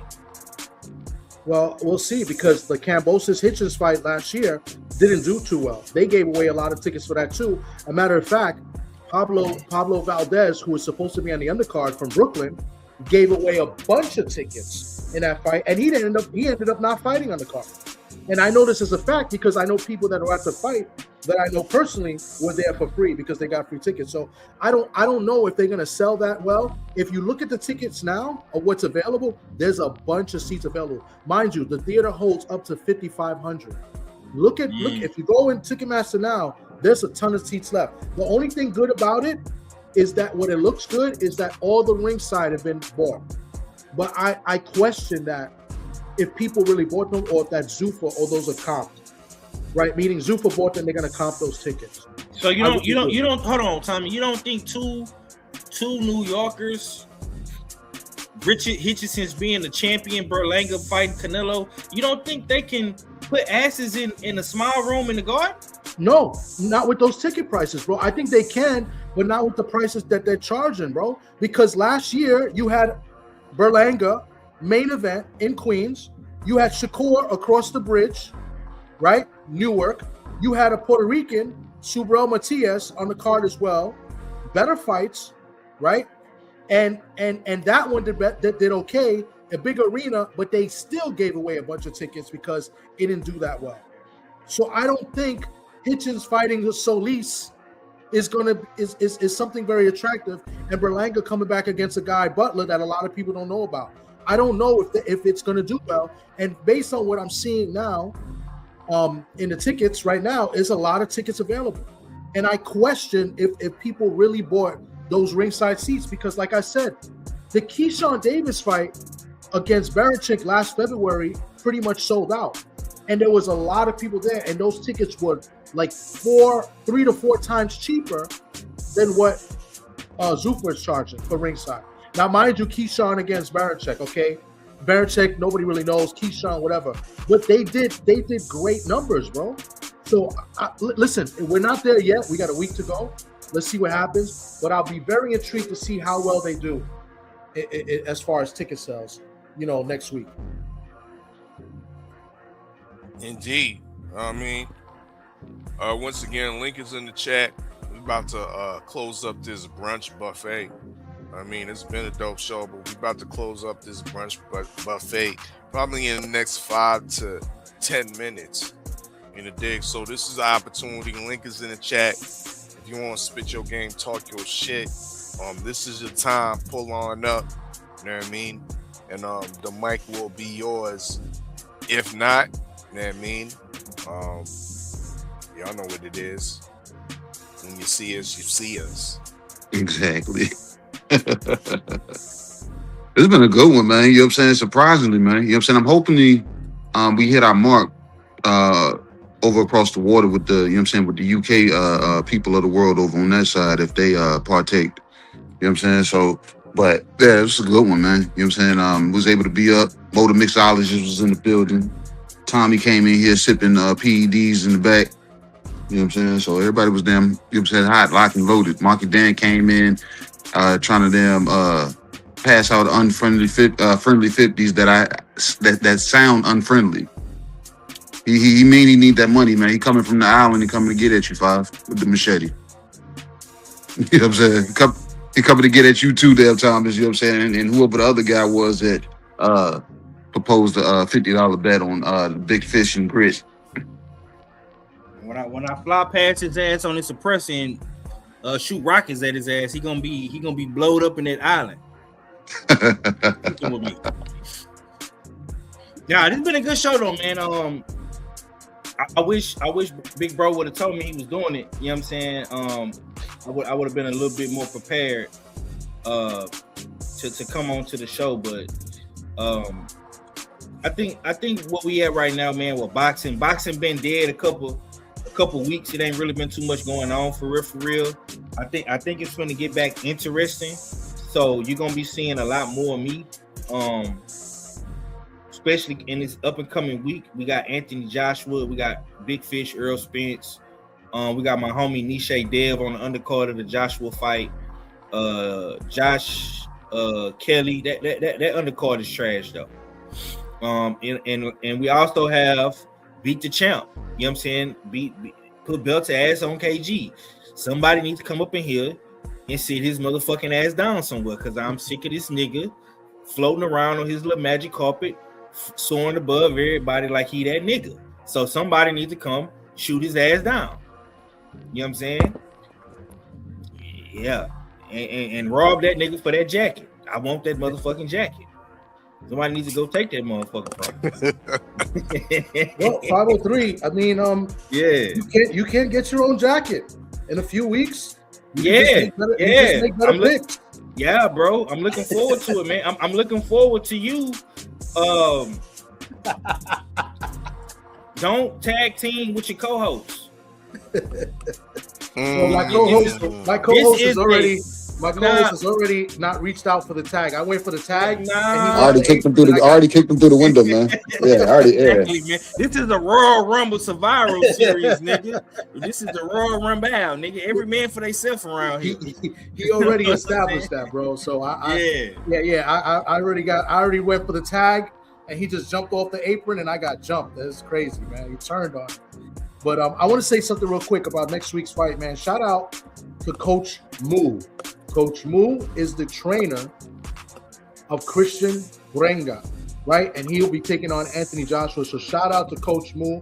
If you guys know who Coach Moo is, he's the trainer of my guy Keith Cologne. And this win would be huge for that gym. So I'm really hoping that Christian Brenga can pull off this upset next week against Anthony Joshua, because that will bring eyes to the Iron Brown Gym out in Newark, New Jersey, where Keith Cologne trains and a few other fighters that I'll go out there and train and spar and stuff. So let's go Christian Brenga next week, man. That's who we got. Indeed. Once again, y'all see it there. The play-in tournament. Stormy B-Man, where you at? You know what I mean? It would be interesting to see the Sensei in season 4. You know what I mean? This is your way to get in for free. If you can beat KG with these 3 picks, you know what I mean? You in for free. That's what it is. Once again, the play-in slot. We want to choose the winning outcome, the winning fighter, or if it's a draw, you need to predict if it's a unanimous decision, a split decision, majority decision, a technical decision, or if it's TKO or slash KO. We got Stormy B. Indeed. Welcome to the lounge once again. What's happening, brothers? What's happening? Yes. Hey, man, it's Saturday. I've been everywhere. I was in 78's show, and then the Queen show, and doing stuff around the house, and then catching you guys late. I apologize for my tardiness. Don't hold it against me. But then I heard my name, so I was like, let me pull a Bill Haney. Say your How name you brothers 3 times doing and you today? pull up. That's what's up. We good over here. You know what I mean? Salute, We was Sensei. actually just about to wrap it up. It was last call at the lounge. You know what I mean? Yeah. We had a fulfilling brunch menu. We usually ain't on Saturday afternoons and whatnot, but I said, KG, yeah, let's go ahead and cook them up a brunch menu. You know what I mean? For the people to eat. And a lot of people were taken towards the Targaryen tofu, which is via Devin Haney. And I mean, of course, we saw the video of Devin Haney working that bag, but we still haven't got a video of Devin Haney signing that contract with Dana White and Zuffa. We still haven't got a announcement that we got a Devin Haney fight with either Keyshawn or Shakur or some other fighters. So that's been a hot topic. As well, we got on the menu is the big fish and grit. Not grits, Sensei. You don't get big fish and grits. Just one grit grain on the plate. You know what I mean? It comes with this dish. You know what I mean? So that's on the menu. And of course, the big fish has touched down over there in Australia. But there's many speculation about the current state of Errol Spence. People are questioning the fact that now the fight's at middleweight at 160. Why he moved, had to adjust the weights from the previous 158 pound. So people are looking into that heavily. coming off the 3-year layoff. A lot of the brothers that have touched down on the mic have said they've got Tim Tszyu winning this fight. So Big Fish and Grit is on the brunch menu, Stormy B. Of course, we was talking about we got a PED cocktail we serving up this afternoon. You know what I mean? And that comes by way. It got some vodka. That's the vodka base. You know what I mean? And we got of course the Ostarine in it, with mixing on up with some clomiphene on the top, and you got a pretty good fight between Ryan Garcia and Conor. Egg white. OG. Yeah, the clomiphene egg whites on the top, you know what I mean? That foam on the top. Yeah, but you mix that bitch on up and you got a pretty good fight nonetheless. I would love to hear your thoughts before we wrap it on up and close down the lounge. Well, to channel my Jim Kelly, Mr. Williams from Enter the Dragon, I like to eat if I can find something I can keep down. You know, oh man. Let me tell you something, man. Regarding Errol, that brother, he's to be commended because he believes in himself enough that after extensive layoffs and everything, he can just come back and get right back into the mix of the sport. And you kind of have to admire that quality and trait in his character, his personality. But the reality of that is that there is a reason why you like to shake off the ring rust. Now, to combat that, where you don't put yourself in a position to, take the ring rust off, that requires a certain amount of work in the gym, and along with personnel, sparring partners that you bring in that are going to raise the level and quality of what you're doing. Has that been done? I'm not certain, because I don't have an ear to the ground for what he has done in his preparation. But I can recall that when Mike Tyson decided to fight Evander Holyfield, one of the things that Holyfield's camp trainers and even himself took an acknowledgement in was they brought in 3 guys that would really press him, because his last outing before they accepted that fight was a fight against Bobby Ches, where he didn't look very good. In fact, many people think that that's why Tyson and Don King took the fight, because they thought that Evander was showing signs of being washed up. The Bobby Ches fight found Ches, who was a former light heavyweight and cruiserweight, in there rumbling with Holyfield, and Holyfield's punching power didn't look like it was doing much to him, and he seemed to be struggling with Ches. And Tyson had that blowout against what's his name, Atlantic City Express, Selden.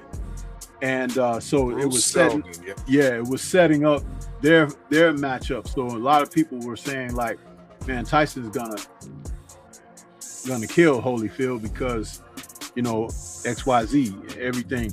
But Holyfield's people brought some sparring partners in. There was a gentleman by the name of Gary. He was a contender at the time. I can't remember Gary's last name. Gary Bell.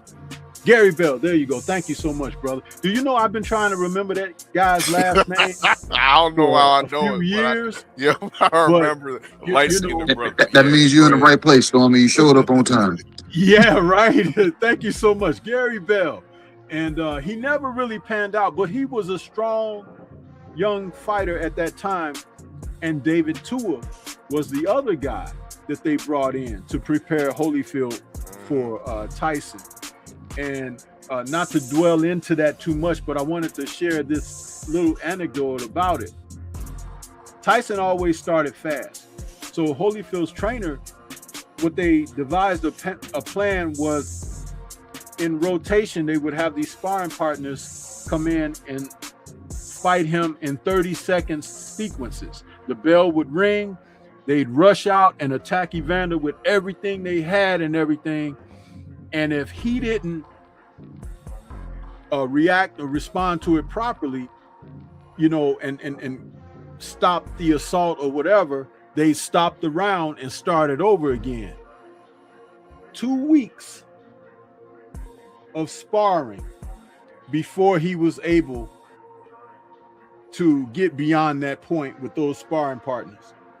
And after the 2 weeks, they went to their normal routine of training and sparring. You see that type of dedication and preparation, and you saw the fight, how it ended up. And we're talking about their first matchup. So if Errol is getting that type of work, I wouldn't worry at all. But there's nothing to state or say that he is. And that is why, even though Tim Tszyu, some of you may think less of him or whatever, but he's a strong, he's got guts, and he's not a guy that's just gonna lay down. You have to put him down. He's going to test Errol like those guys were testing Holyfield in the training, right? And if Errol doesn't respond to that very well, which could be a situation, he could be in some trouble. And don't forget, he's in unfamiliar territory. He's not at home. When I mean home, I'm talking about inside the U.S. borders. Over there in Australia, everything can go left very quickly. So it's a matter of the unknown when it comes to this fight with these two guys. Had Errol been fighting and, you know, on his normal routine of things and, you know, had a couple of fights under his belt or whatever, I would definitely have him as the favorite. But I think that Tszyu should be the favorite under these circumstances, and it is up to Errol to disprove or to turn away the challenge. That's the thing about this. And boxing always has the intangibles that are always right there as the byline, but most people overlook the intangibles. Tim Tszyu can be cut. He has been stopped on a couple of occasions now. So even if he's hit a certain way with a certain kind of shot, it may make him relive or remember certain things, regardless of him being at home. Because when you take the kind of punishment that he's taken, you've only got so much of that left in you. Errol has been off for a few years where his body may be back to its strength now. We don't know that yet. Only the trainers and those who have seen him in the gym would know those things. So if you see, it doesn't, I hope that it doesn't sound like I'm hedging. I'm trying to put it out there as what should really be looked at. But again, the first couple of rounds is going to give you an idea. First couple of rounds, because after round 2, it should be on. It should be the fight that it's going to be. If anything happens really bad inside the first 2 rounds, then that means that preparation that I spoke of didn't take place. That's regarding that fight between those 2 men. Okay. You know what I mean? That's what's up. You know what I mean? Big up to Stormy B, man. You know what I mean? The sensei for definitely pulling up on us at this brunch edition of the Open Mic Lounge. We actually called your name because we wanted you to play with us. Pause. No, really, in regards to our Usual Suspect 6 fight pool. You know what I mean? We're challenging you to beat the champion, KG. You know what I mean? We have a play-in, kind of a little play-in tournament we're doing. Next week, of course, we got the Spence and the Tszyu fight going down in Australia that you spoke on. Actually, we don't know about this Fulton fight. I heard he's actually having visa issues along with Charlo. The Charlo fight has been canceled. He made it. He made it. Oh, Fulton made it. Great. Thank you for that update. You know what I mean? So this is still a valid pick on this preseason playing card. Fulton versus Liam Wilson out of Australia. And of course, in the afternoon, we got Anthony Joshua making his return against Christian Pranga over there in Jeddah, Saudi Arabia. So if you're able to pick on these 3 fights and beat KG with the predictions of your picks, you're in the season 4 for free. It's regularly for each player it's $15 per season, and the season is 14 weeks of straight picks. Sensei, we only pick championship fights and important divisional matchups. The fight cards are presented weekly, you know what I mean, by the commissioner. Will be posted in the Instagram league chat as well as on our website, usualsuspect6.com/the US6 fight pool. Leaderboards are updated weekly, so you get to see your win-loss records and how many points you got. The player with the most amount of points at the end of the season with the highest prediction rate gets the whole league jackpot, or the whole league pot, as well as a US6 championship jacket. But the free way to enter is beating KG on these picks next week. And we got 3 picks here. So we challenge you, the Sensei. I know you everyday boxing aficionado, so it'd definitely be interesting to have you definitely up in the fold for this season 4. So the choice is yours. No pressure. No peer pressure. There's no pressure at all. I'll tell you why. Because all my life I've learned about this sport here. I don't gamble on boxing at all. Not even in something like this. And I'll tell you why. There's so much that goes on behind the scenes that even the most astute studier of the game and sport, you don't have any idea of how the reins of control the sport of boxing. So I'll decline that, but I don't mind coming together with you guys week to week, and offering up, my thoughts or whatever. But I would never, ever, ever put a single solitary dime on the sport of boxing. Tell you a quick story. I've told this before on my own channel. Good friend of mine who was a real big supporter of Roy Jones and Sugar Shane Mosley. He had attended his first fight, and it was a chance to see one of the guys that he supported outside of Mosley and Roy Jones. And he was seated just a few seats away and behind Tommy Hearns. And a guy that they had really thought, he thought was going to win this particular fight. This was back in about 97, 98. The guy got knocked out in 3 rounds. And they was like, man, we didn't see that coming at all, this and that. And he stood up and he was like really distraught. He just knew his guy was going to win and whatnot. And Tommy Hearns came over and put his hands on his shoulder and said, "Did you lose, big bro?" And he said, "Yeah, man." He's like, "I thought my guy had it." He was like, "Listen, let me tell you a little bit of advice. Now, this is coming from the hitman." He was like, "Watch boxing. Love it with all your heart. Keep your money in your pocket."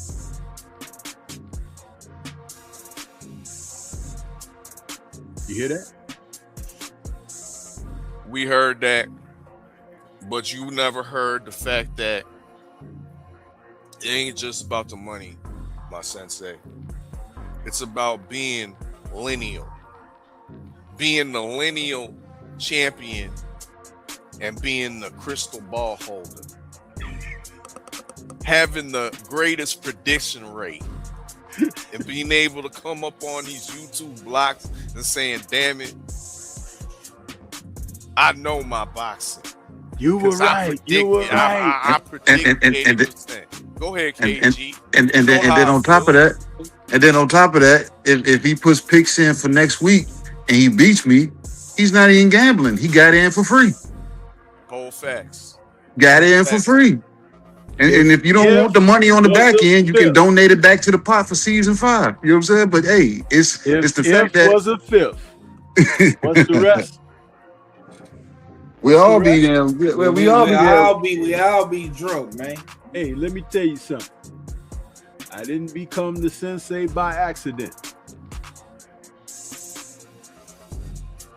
You feel that? What's the only sure thing in life? Death. And taxes. No, death.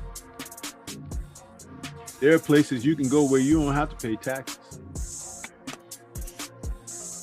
Okay, so let's end it on this note, Stormy.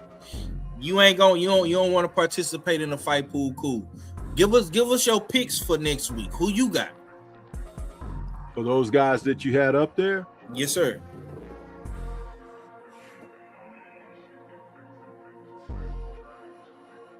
Wow. Spence versus Zoo is the appetizer on Joshua versus Pringa is the appetizer on Saturday afternoon. Who you got on that? Real quick before we wrap it up. I don't even do any of you know Pringa at all? I don't even know Pringa. Yeah. Can you tell me something about him? TD. What TD at? That's his guy. He trained in Jersey.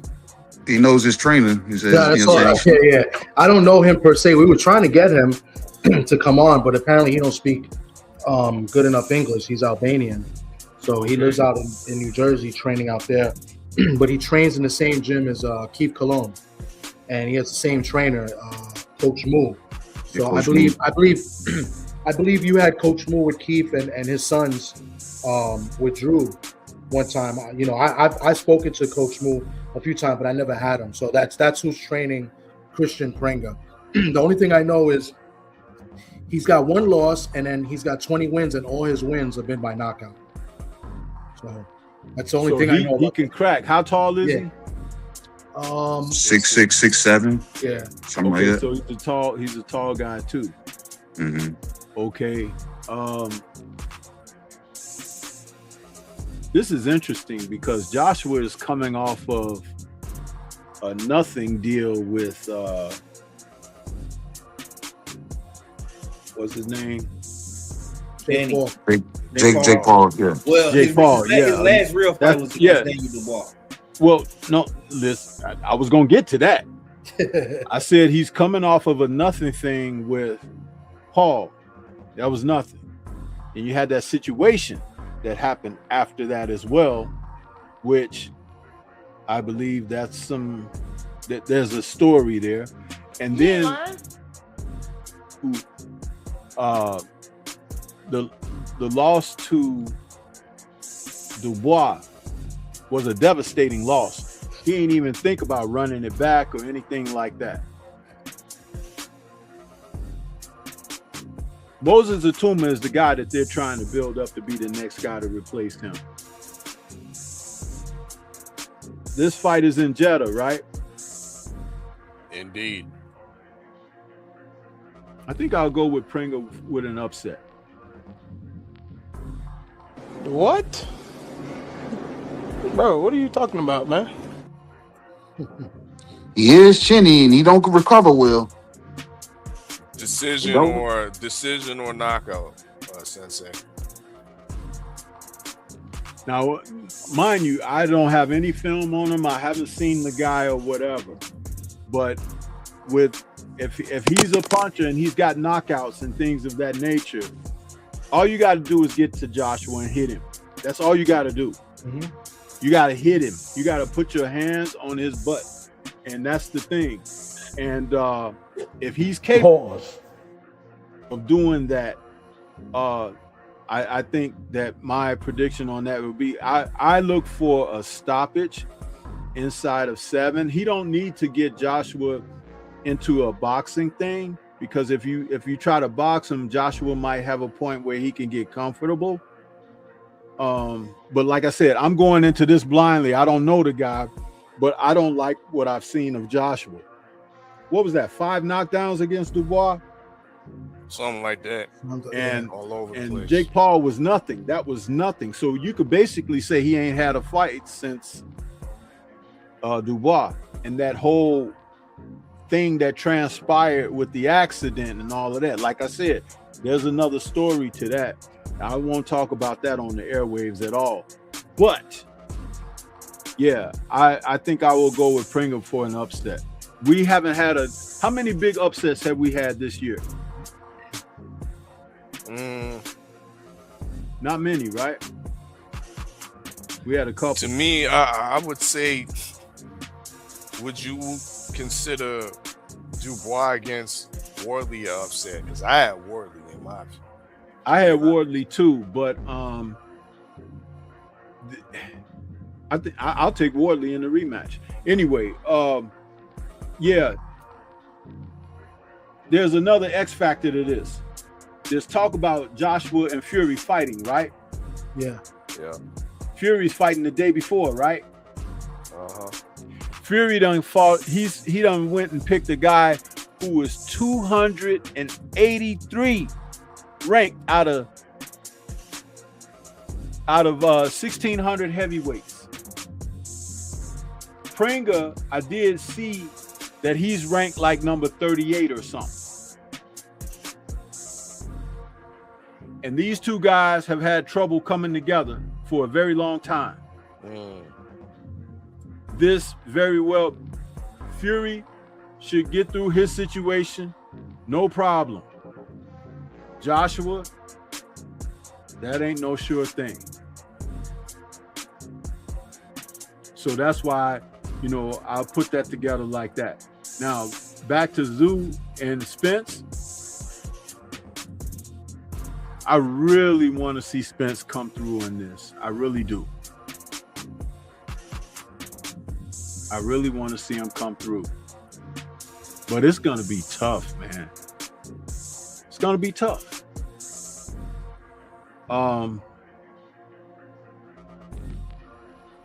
Can I ask you guys, what were your picks on that?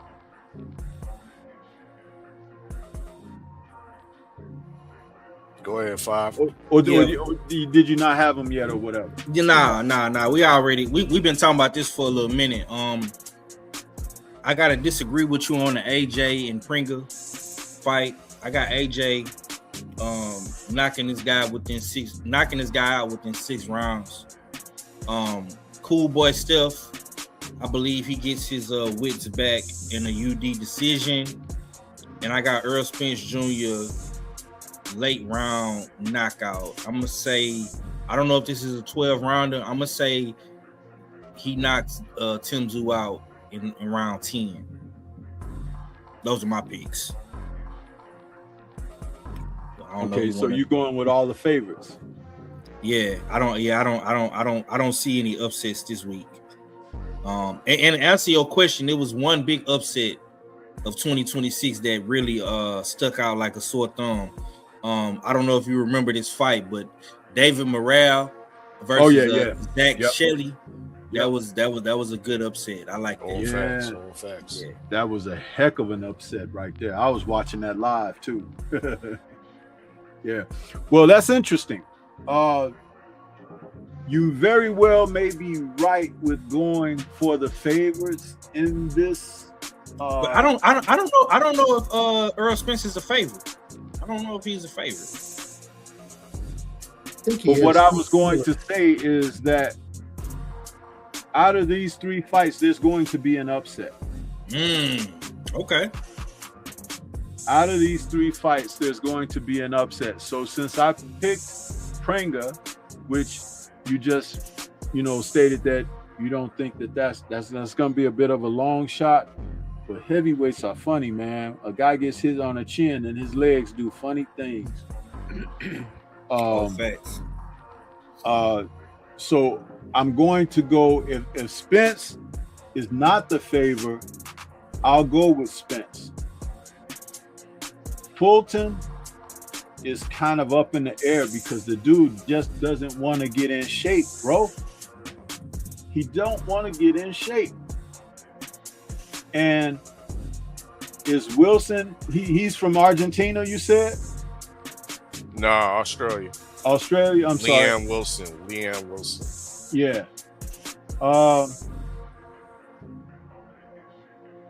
What if that ends up being like a draw or something, or some kind of goofy split decision draw, majority decision draw, something like that? Because Fulton, he's half-assing it, bro. He's half-assing it, and he's shown that.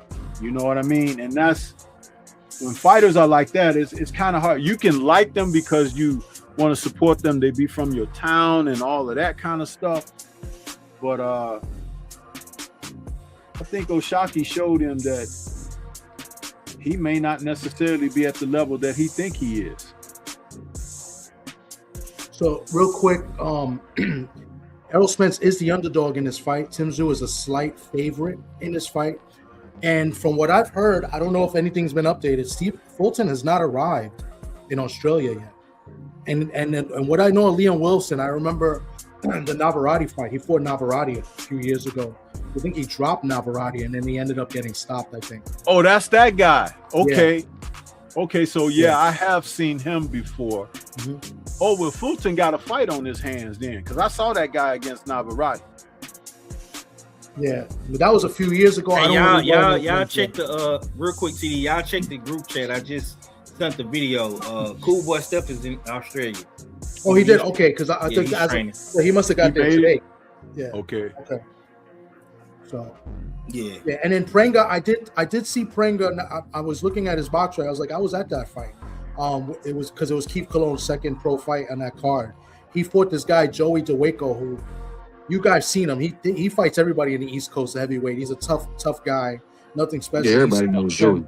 Yeah, he stopped him. So he has some power. He fights a little. He's a little stiff though, if I remember. But these Albanians, they come to fight. So AJ stiff too.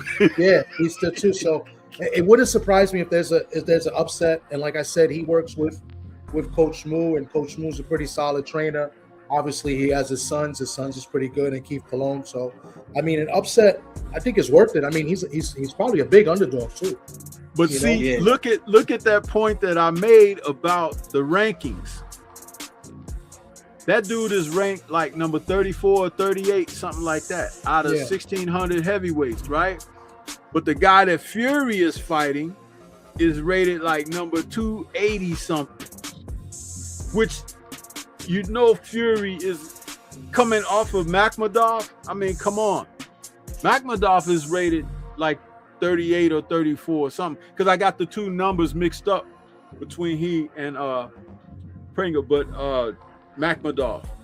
So Fury is trying to ensure that he has more of a cakewalk so he can get to Joshua. Joshua is fighting someone that is a little bit more of a threat, but not as big of a threat like when Fury fought Makhmudov, he's only rated a couple of levels, before behind this other guy. So I don't know, but it's heavyweights, man. If that guy hits Joshua with something and kind of shakes him or whatever, Joshua could fall to pieces. He is really a mental case. He truly is. And I'm just surprised at how many people haven't made him relive and revisit that until he ran into Dubois. Yep. Yeah, I agree. It could be 20 cans, but this man got something in his hands that put 20 guys down. You know what I'm saying? So, and we know AJ to be chinny, and his recovery powers ain't the greatest. And like Stormy just said, we don't even know what his mental status is on right now, based off of his grieving or however he's moving right now. So, and life comes at you fast. And I'll add another thing, that this guy Prenga's taking it really serious because he's been there almost a month. He left really early. Yeah, he's been there because Keith was supposed to have a fight a few weeks ago, and his father told me that Moo was already out there. So he's been there close to a month, or it'll be about a month he's been there. So to get Do you know that Buster Douglas did that when he fought Mike Tyson? He was in Japan like weeks before Mike was. A lot of people don't remember that. Yeah. He was there. He was ready to go. That's why y'all won't get my picks until the day it's time for my picks. It's the same thing I did. I didn't never talk about my picks.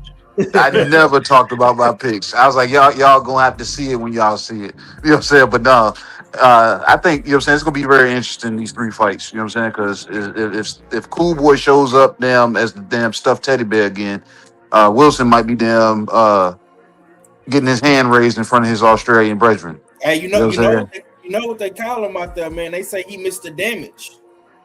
Man, he be stepping on shit, man. This is a dangerous fight for Cool Boy. Mm-hmm. If I was to pick an upset, I would pick Wilson. Yeah. I think Wilson might be an upset brewing if anybody is gonna get upset this weekend. I think it would be him. He's been active. I think he fought. I'm looking at it now. He fought in January, so yeah, he's been fighting in Australia pretty much. His last loss was against Valdez in 24. He got stopped against Valdez. He gave Valdez some smoke. Yeah, and then he beat this guy Yusef Dib twice. So I think I've seen him fight Matias, if I'm not mistaken. Was that the guy that fought Matias? Yeah. Yusef Dib? No, I'm thinking somebody else then. No, so I don't know. Okay. He fought him twice. No, all right, I'm thinking somebody else then. And then to speak to the Earl and Tim Tszyu fight, it's a good fight for Earl because Tim Tszyu's tailor-made. He's gonna be right there to fight him. But that's a con in the situation at the same time because he's gonna be right there to fight him. And if Earl ain't prepared to take them punches, it's grand opening, grand closing. And Ronnie Shields told me, he said, we're looking at Earl looking to go back on the run. I said, is this a fight by fight situation or he looking to go on the run? He said, we preparing Earl to go on the run. I said like 3-4 fights. He said about 3-4 fights. I said, all right. You know what I'm saying? Because Tim Tszyu is gonna be right there, you know what I'm saying, in the kitchen to fight him. That's the one thing about him. Let me ask you this, Stormy, before we get up out of here. What are some keys to Earl Spence getting his hand right? Yo, the sign is real simple, B. It says wrap it up. Wrap that up, B. Real quick. I want to get some real quick. What are some keys to what now? For Earl Spence to win against Tszyu. You know what I think, and he's working with Ronnie Shields right now, right? Yeah. I think what would be very key for Errol is to come out and box early, work the jab, use the southpaw angle, and get loosened up, because I don't think that he should just try to go out and meet like rams, and by doing that, by boxing, again, I have to defer to a fight that I saw in the early 90s when Evander Holyfield took on Buster Douglas. Buster had the same dimensions as Riddick Bowe did years later, which is very interesting because Holyfield didn't fight the same kind of way. But Georgie Benton, after the first round, where Holyfield was very fast with his hands and everything, he never gave Buster a chance to get off with that jab, because Buster had an excellent jab. But Holyfield was outworking him, and every time Buster threw something, he was countering him right away, counter. If Errol can box like that early on, just boxing, looking like Georgie Benton told Holyfield in between the first and second round, make him think you're going to raise hell, but just keep boxing. What will happen is, whatever Tim Tszyu's game plan is, that's going to stop, because Errol is setting the tone, setting the pace. And like I said, coming out boxing like that, we know that Earl can scrap. We know that. But what if he comes out there and reverts back to what he was doing in his amateur days? You know, he's just working that jab and moving, stepping around and making Tim Tszyu run into stuff and things like that. Then the fight, after you get loosened up, a couple of rounds, 2-3 rounds of that, then you can start putting some heat on some stuff. And then, you know, you do it in stages. You don't just open up like that. If he can do that with a dedication, I think the fight could really be a cakewalk for him. Because Tim Tszyu is not a boxer. He's a punching fighter, but he's not a boxer. And when he fought, what's the guy's name that he came over here in the US and fought the guy that dropped him? Terrell Goucher. Yeah, Terrell Goucher. Goucher came out and was boxing him and ran him right into a shot where he threw that 1-2 and dropped Tim Tszyu. You know what I'm saying? Because he was plodding after him. And Arrow is 10 times the fighter that Goucher is. You know what I'm saying? But he has to have a game plan of what I'm talking about. And hopefully Ronnie Shields is coaching that aspect for him.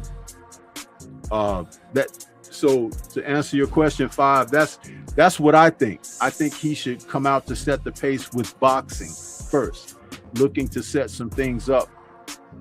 But that's how you get loose. You got to use your jab. You got to use that jab. And a southpaw jab on an orthodox fighter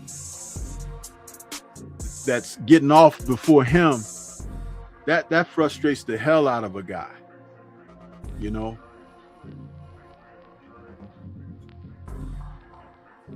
That's what's up. You know what I mean? That's what's up.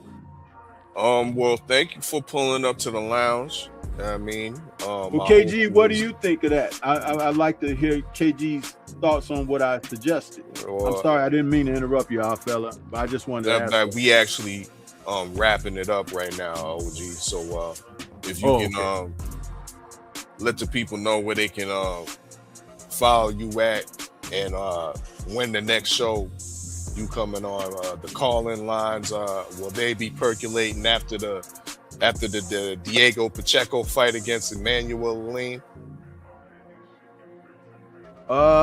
It depends. It depends on if there's something worth talking about, man. I've been pulling back because people don't appreciate what we do, man. It's like, So look, Stormy.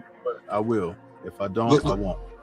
Look, Stormy. If you do, then me and you be able to talk about this a lot more more recent than you think. You know what I'm saying? But if not, catch us throughout the week because this fight week about to be coming up. So yeah, I'll tap in and touch on what you're asking.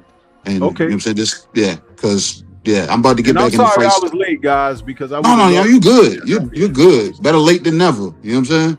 But I'm about to but to everybody that's tapping into the US6 fight pool season 4. I'm about to get back into that mindset. So, when y'all talk to me, don't come to me with no casual shit. Because it's just strict boxing with me right now for 14 weeks. You know what I'm saying? So, So my picks will be in next week. And to whoever's looking to play in to try to beat me, you know what I'm saying? Hey, you beat me. But you got 14 weeks to then maintain those legs. And if you ain't got it, you ain't got it. You know what I'm saying? So, this has been great, man. This has been a great one. The brunch office has been open. Damn, we almost about to start serving dinner soon. But we're going to close this up and you go enjoy your own dinner. That's what I'm saying, KG. We need to shut the lights off, you know what I mean, and get these dishes up in the dishwasher and whatnot. And the lights are on. You know what I mean? So, it's time to go. You know what I mean? It's time to go. Yeah, all right, brothers. Thanks for having me, man. We appreciate you, Stormy. Appreciate that, Stormy. All love for you, OG. All love, man. I appreciate you. You guys take it easy. If you're watching the fight this evening, enjoy them. Enjoy the fight. Yes, sir. Yes, sir. All right. Peace. Yeah, I go. My man.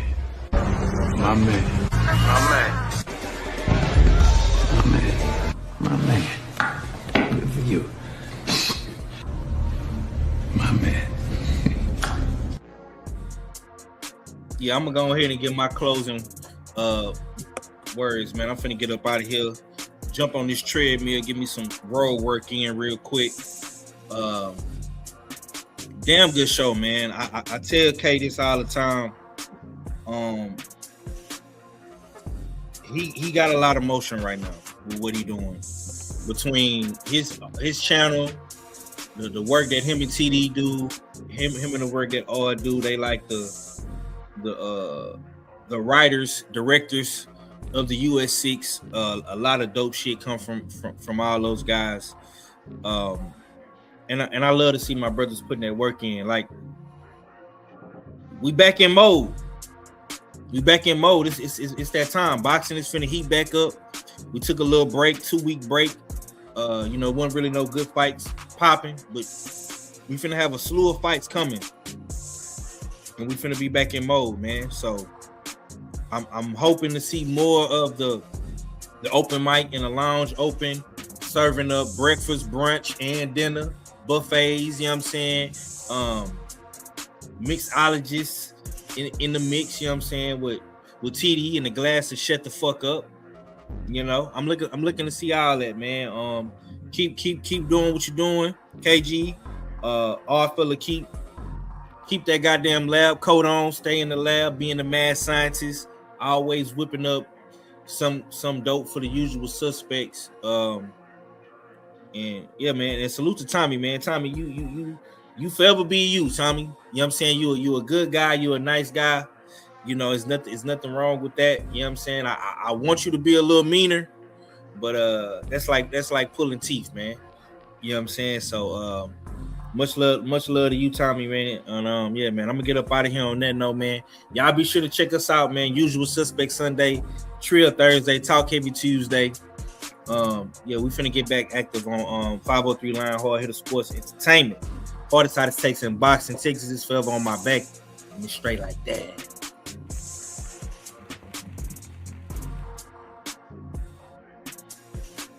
Indeed. That's what's up, you know what I mean? Salute to 503 Line, you know what I mean?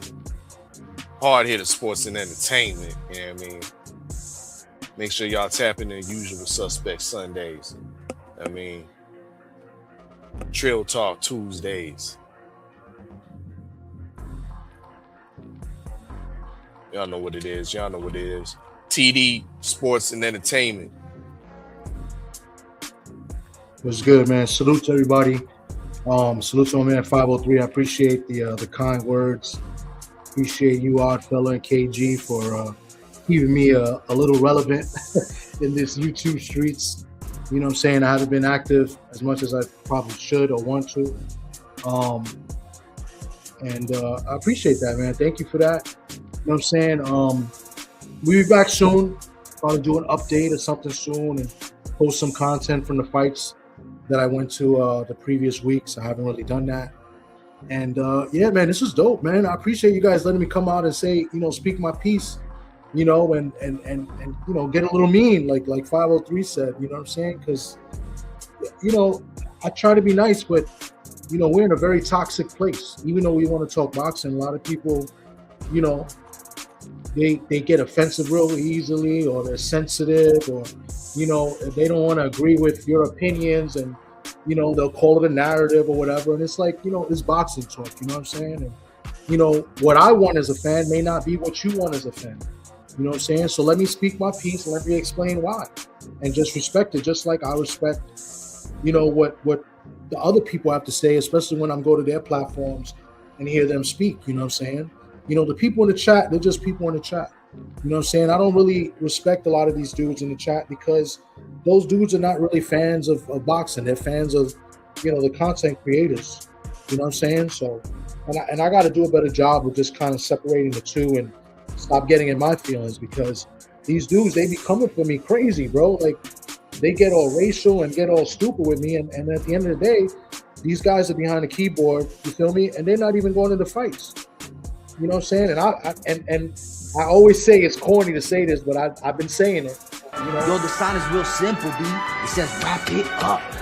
Wrap that shit up, B. Thank Be you. outside, man. That's what I got to say, man. I'm gonna wrap it up. Thanks. So you guys got to go. I'm going to Cigar Lounge myself. You guys be safe. But once again, at the end of the day, thank you. Bye bye. Big up TD Sports Talk. I mean, yeah, big up. Yeah, but another reason why we got the lounge open, you know what I mean, and be able to do the things we do over here with the projection screens and the clips and whatnot. We appreciate you, TD Sports Talk, most definitely.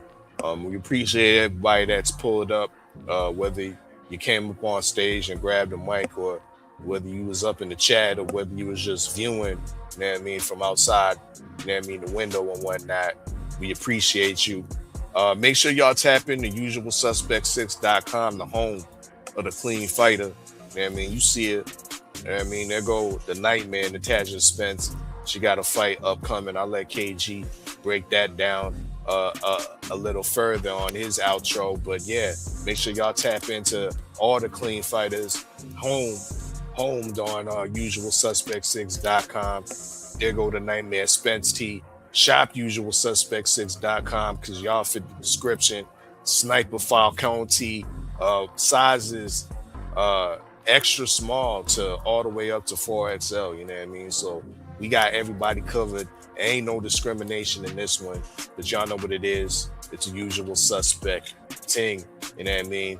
It's your favorite yet your most hated odd fella, KG. I'm gonna let you end the show off. Hell yeah, man. You know what I'm saying? It's been another good one, man. Hey, August 22nd. If you in the Richmond or around the Richmond or just the Virginia area, man, pull up, man.